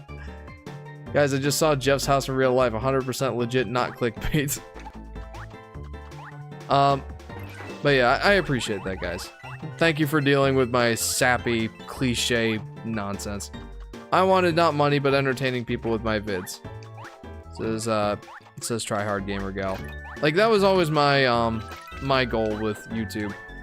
On top of like generally having a passion for content creation, and now like with the niche that I have, like making videos about Yoshi. Like, I don't know, I feel like that's a good balance. I feel like my opinion aligned with most people. This is Tyon. I definitely don't feel like mine do. Though maybe it is a very extremely loud minority. I'm sure that you've probably been made aware to this by now, but I am a conservative. I'm religious, and it feels like in both of those aspects I am fighting an uphill battle pretty much every day. Like, people can say, as long as they're left-leaning, people can say anything they want. But the moment that you say something right-leaning, everyone's on your tail for it. Like, my wife had a moment like that with Facebook. Like, there was this, I don't want to, like, bring up what the topic was, because it is very controversial.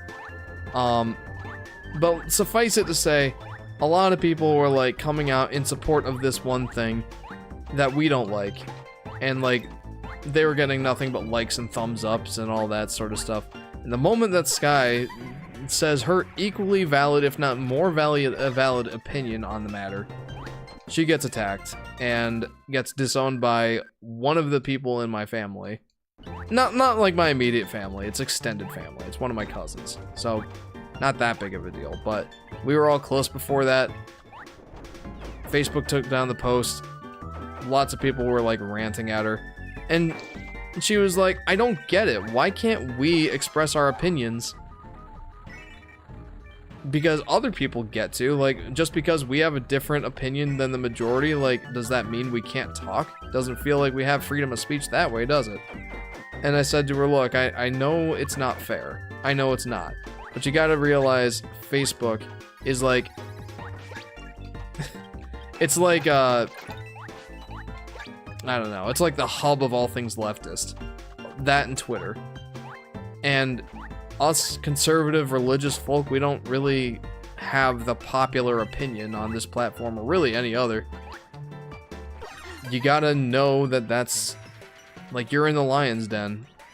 You can't just walk into a lion's den with a belt made out of steak and sausages and expect that you're not going to be eaten alive. Yeah, it's not fair, but it's the way it is and we got to accept it.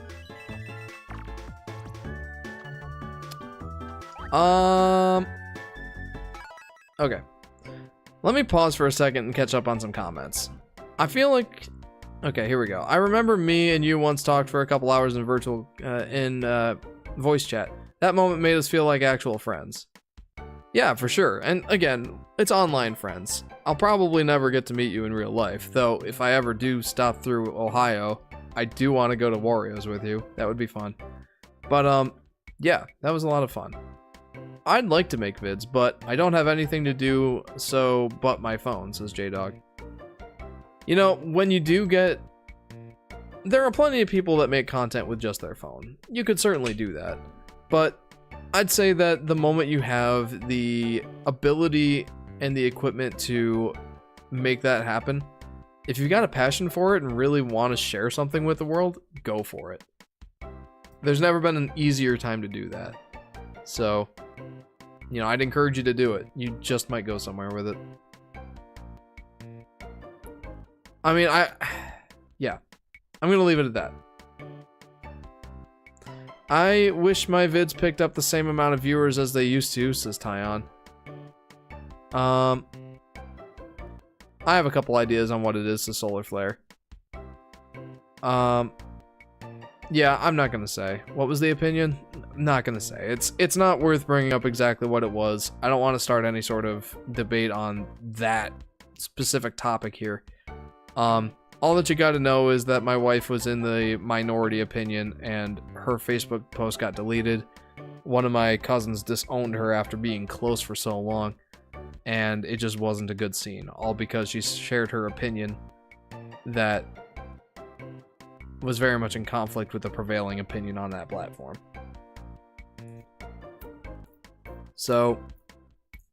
Solar Flare, or J-Dog says, something similar happened with me and him last Saturday. It was cool. We talked about bad CDI stuff, says J-Dog. Yeah, that was fun. Have a good time in those voice chats. Tyon says, can't have different opinions in this state of world or else it's cancel culture for you.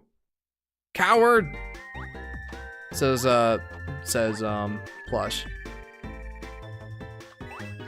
Alright, how about this? If you promise not to get at each other's throats over this, I'll tell you what the topic was. Y'all promise?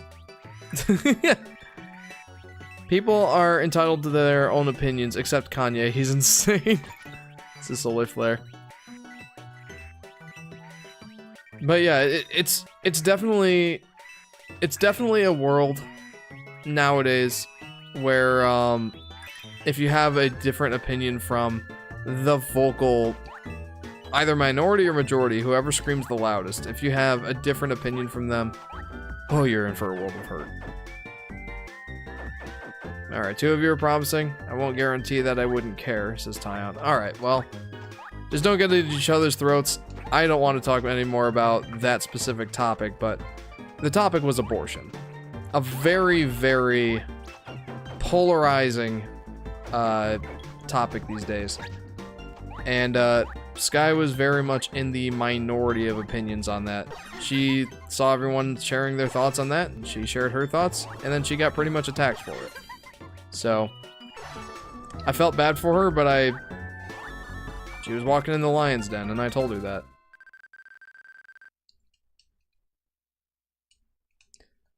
But, yeah, that's the thing. Anyway, that all is to say, it's hard to have the opinions that we do, be conservative and be religious, and not feel like we're being disowned by society, or always trying to be canceled or something. Or like people will take something that we say the wrong way, or like that we're trying to offend them, or that we hate them.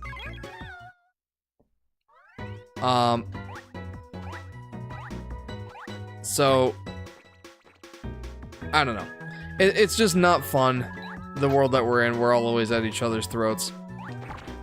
I wish that we could all just be like, oh, you feel this way about this thing. Oh, cool. Well, we can still be friends. Not even in families does that fly anymore, as we found out the hard way.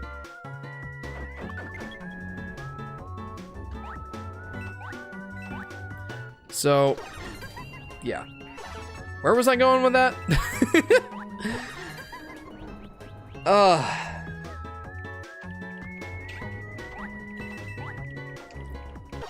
I feel like I was saying something about, like, I say a lot of cancelable things. So I'm glad that you guys stick it out with me. Guys, we're almost at 3 hours in, and I feel like half the stream, if not more, has just been about controversial stuff. So I apologize if this stream has made any of you guys uncomfortable. Well, yeah, I think I can apologize for saying...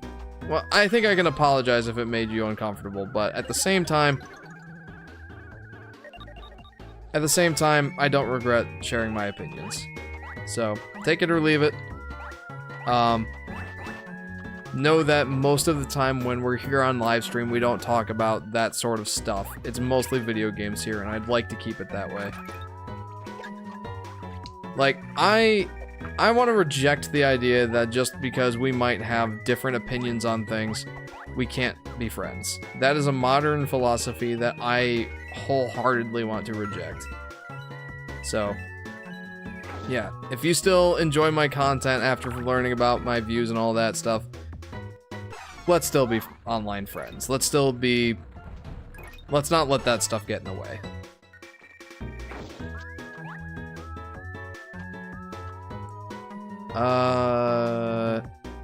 I live in a, like, 70% conservative family. I don't like Trump, though, says Solar Flare. And that's fair. I honestly just think it's up to the... Nah, man, it's fine. I agreed with them all, says J-Dog. Appreciate that. So, yeah. Next stream, let's try to make it a little bit more fun and lighthearted. I've already had the rant of all rants when it comes to Disney. I don't think I need to do that again. So, yeah. Let's finish up this level, and then we'll go play some of the mini games. I did unlock level 8 in Toad Jump and in something else. So, yeah, let's 100% complete this level, do some mini games, and we'll call it a night. Did you see my comments? Yes, I did, but I'm trying not to read any of the comments that have anything to do with that particular topic, so... Yeah, appreciate your thoughts. I did see them. I am just not going to be reading anything about that topic. It's very polarizing, even with people that you wouldn't expect it to be. And that was definitely the case for us. To change the subject, what's y'all's favorite flavor of ice cream? Oh, that's a good question. There's this one place near us that has like 40 different flavors of, like 40 different homemade flavors of ice cream. And they're all fantastic. There's one in particular, it's a strawberry cheesecake that I just adore at that place. But if we're gonna go just like the standard, like go to any ice cream shop and you can expect it to be there, your classics like like cookies and cream, cookie dough, Neapolitan, like that sort of stuff, I have a hard time passing up a classic soft serve twist. That's gotta be my favorite. Like, my consistent favorite soft serve twist. Ah! Mint chip, says Plush. I like vanilla, says Blue's Cat. And I am not. Mine just good old classic vanilla, says Tyon. It's hard to pass up the classics, you know? Like, they're classics for a reason. They're kind of just like the fallback. I'm one of those people that, you know, when it comes to ice cream, less is more. And, well, I mean, not in sheer quantity. Like, more is more as far as quantity is concerned. Give me that large ice cream. I guarantee I'll eat it all. But, you know, I don't really care for sprinkles or nuts or whipped cream or cherries or dips and all that stuff. I just want the ice cream. I'm there for the ice cream. I'm not there for all the extras. Like I love Reese's, right? Reese's is among my favorite candies, but do not put it on my ice cream. I just want the ice cream. If I want Reese's, I'll get a Reese's peanut butter cup. Don't put that on my ice cream. So yeah, for me, ice cream, less is more. I've even tried some of the ice cream flavors that I thought I would like.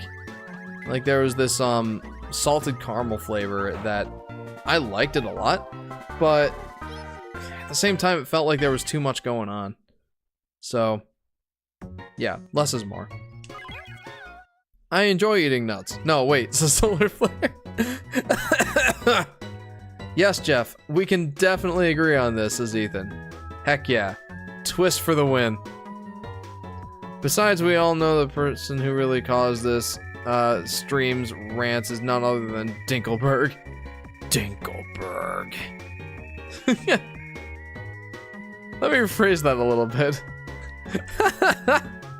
I've never tried eating anything else on my ice cream, but given the choice, I'll just go plain vanilla, says Tyon. I will say that, as far as vanilla is concerned, I really like French vanilla. It's like vanilla with just a little bit more, like, flavor going on. I think, like, the reason it's French vanilla is there's just a little bit more egg in it than there normally is, so it gives a bit of a stronger flavor. If I'm having ice cream with cake, though, like a chocolate cake pairs beautifully with just a plain vanilla ice cream. Really lets the cake be highlighted, and the ice cream is just refreshing. Ah! That was a twofer. That was awesome.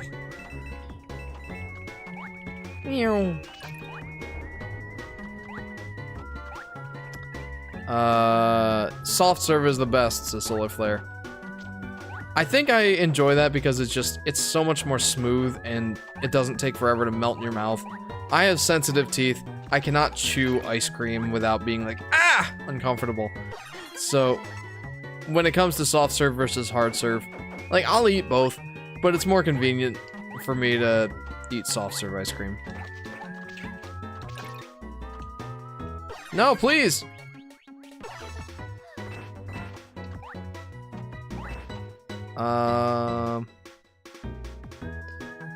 Tryhard Gamer Gal says, I really am afraid of step 1 of the child making process because it sounds so uncomfortable, but I want children.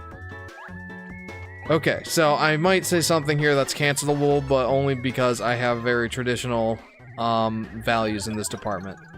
1, wait till you find the right person. 2, that means wait until you're married. Please, I promise you that it will be better if you wait until you're married to do step 1 of the child making process. I did wait, but I did more before I met Sky than I should have, and I regret it insanely. It caused a good year or 2 of strife in our marriage, and we're over the hard part of it, but it made things so much harder. So please, for your own sake and the sake of your future spouse someday, wait until you're married. Wait until you find the right one. And even if you are 100% convinced that you've met the right one and you're going to get married to this person, wait until you're actually married, because until then it's not a guarantee. And then 3, I was afraid of it at first too. I couldn't actually get it to work the first couple of times that we tried, not to be too TMI, but I was afraid of the process. I was afraid of being inadequate and of, you know, making it unpleasant or awkward or so that sort of stuff, which really is a self-fulfilling prophecy. But you know what? There's nothing to be afraid of when you keep it in the confines of marriage. And I know you're a Christian. I know that you have biblical values. And there's a reason why the Bible says the marriage bed is undefiled. Because, you know, God wants us to enjoy that process. He made it to be pleasurable for a reason. But it's within the confines of marriage that it's undefiled. So, yeah, wait until then. And just enjoy the process. But you're 16. You've got a ways to go before you even have to worry about that.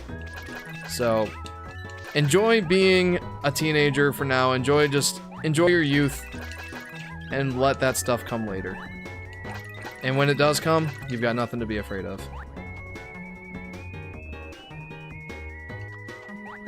I do like a good chocolate ice cream, but I think that's because of my love for vanilla and chocolate cupcakes, says Tyon.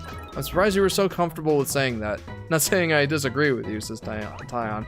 Hey, at this point, I've said so many cancelable things. What's one more?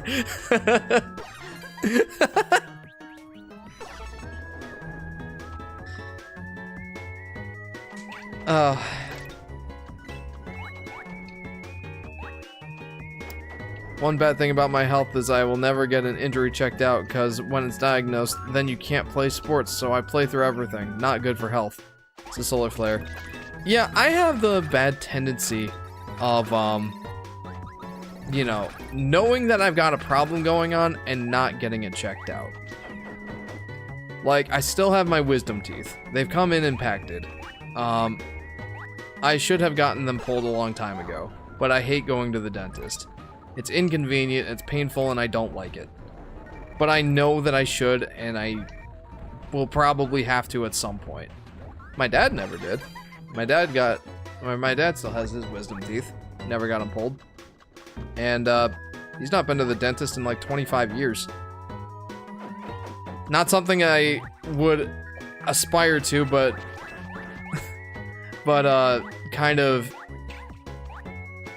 I kind of am anyway. Not like intentionally, but yeah, it's just how I am, I guess. I hate going to the doctors and the dentists. Cookies and cream is everything. Or cookies and cream is everything. Everything, says Jade Hog.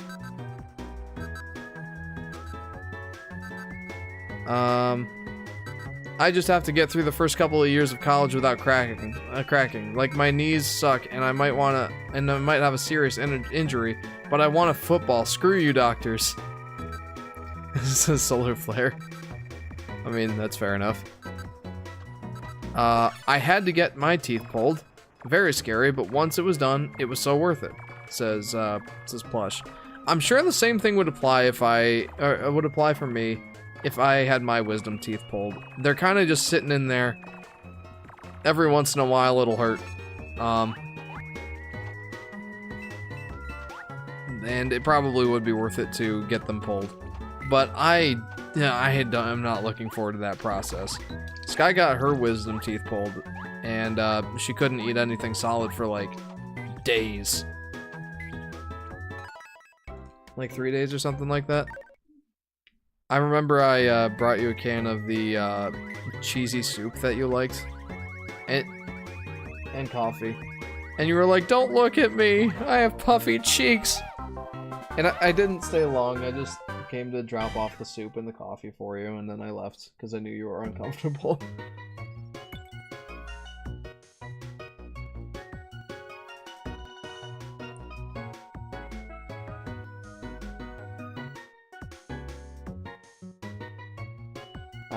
Well then I'm just stuck with him. That's okay. Flush says, Luke says, did you notice how Mario sounds different in Mario Bros. Wonder? I did watch an Arlo video on that, but I didn't really notice until then that it may very well either just be new voice lines by Charles Martinet, or it could just as easily not be him. So yeah, I have seen that. I don't really know what to think, but it's kind of an inevitability that at some point Charles Martinet will give up his role of Mario. Yeah, I mean he's definitely on the older side. He's probably close to retirement, honestly. Like, it's gonna happen someday. The idea of having someone else voice Mario isn't a thought that I'm afraid of. But if it's now already, that's like, it's like, wow. J-Dog says, I'm going into junior year, but I'm not worrying right now. It's summer. Yeah, enjoy your summer. You just started having your summer vacation. Enjoy it for now.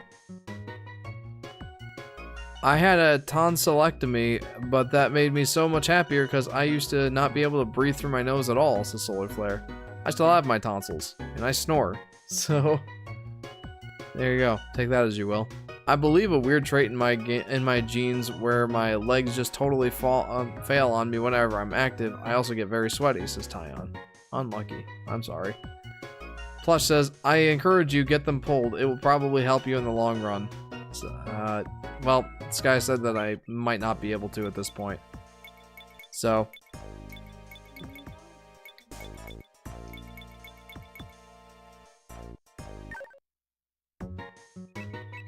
Like, at least get it checked out. Yeah.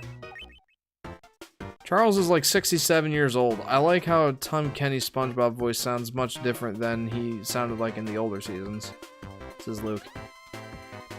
Yeah, just like voice replacements for Mickey. Oh no. J-Dog. Solar Flare says, I might have to get my knees checked out though, it hurts to walk. What sucks is both my knees hurt in different ways and started at different times. Like, what if I tore both my ACLs or something? I might see a doctor when I'm back from Spain, the Solar Flare. Yeah, probably wouldn't be a bad idea. Look at me saying that you should go to the doctor when I very much don't practice what I preach. Now that I think about it, I just remember that my summer is cut short for probably the rest of my school days, says Tyon. Oh. You know, I do miss summer vacation.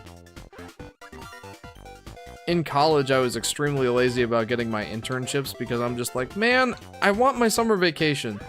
And then, like, you know, it took me an extra year to graduate from an already 5-year-long bachelor degree program.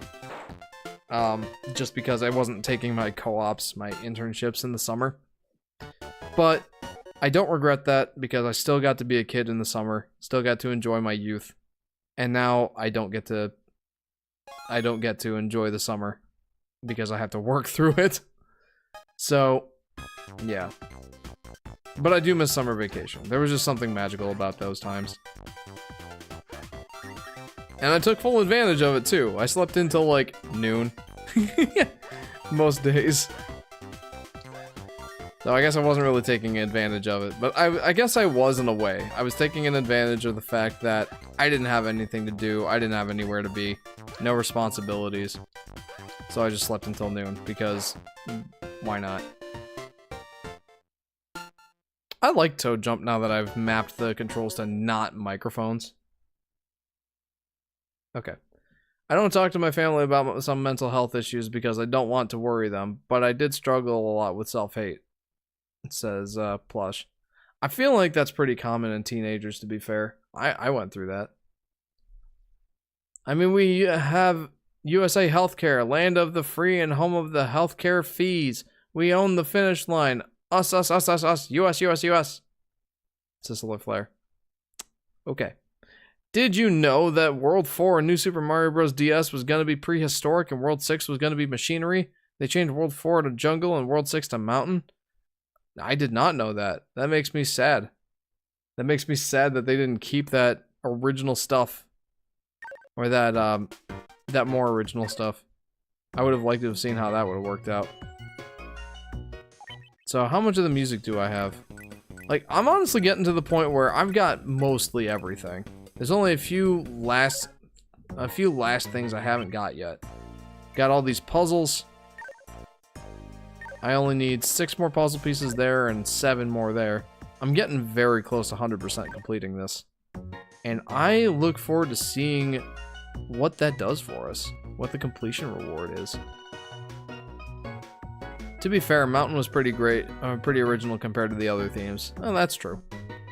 Did you know Scrupulous Vingor? No. No, I did not. Alright guys, well we've been going for 3 hours and 14 minutes. As much as I've been having a lot of fun,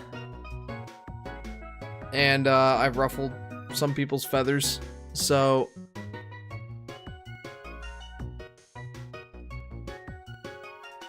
I started wearing knee braces though, those helps the solar flare.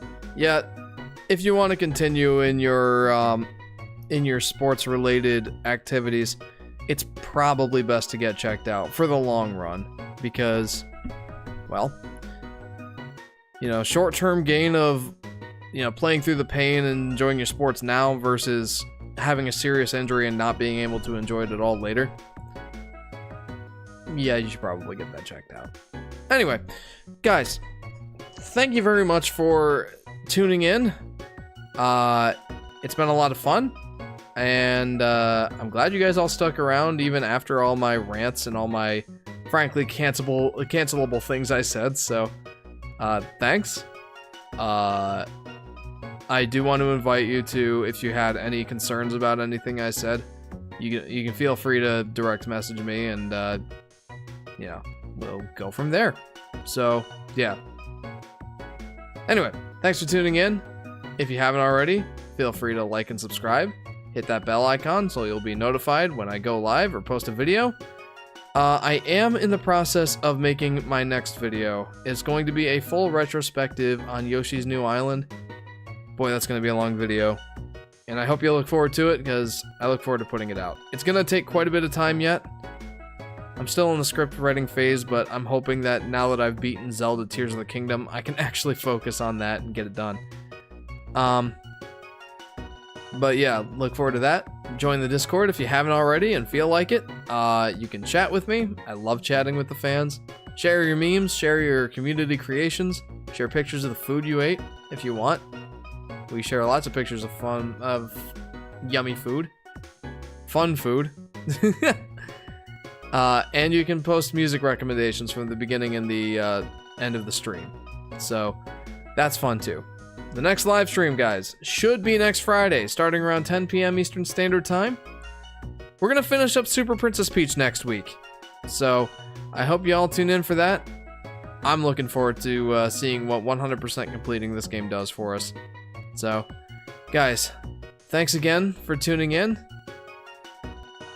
Hey, you're almost at 600 subscribers, says Ethan. Yeah. That's exciting. When's the next voice call gonna be? I want to tell my story of all time for me. I don't know, but I will let you know as soon as I do know. So, yeah, thanks again for tuning in, you guys. Hope to see you again. Hope you all have a good week. I hope to see you next time. See you guys.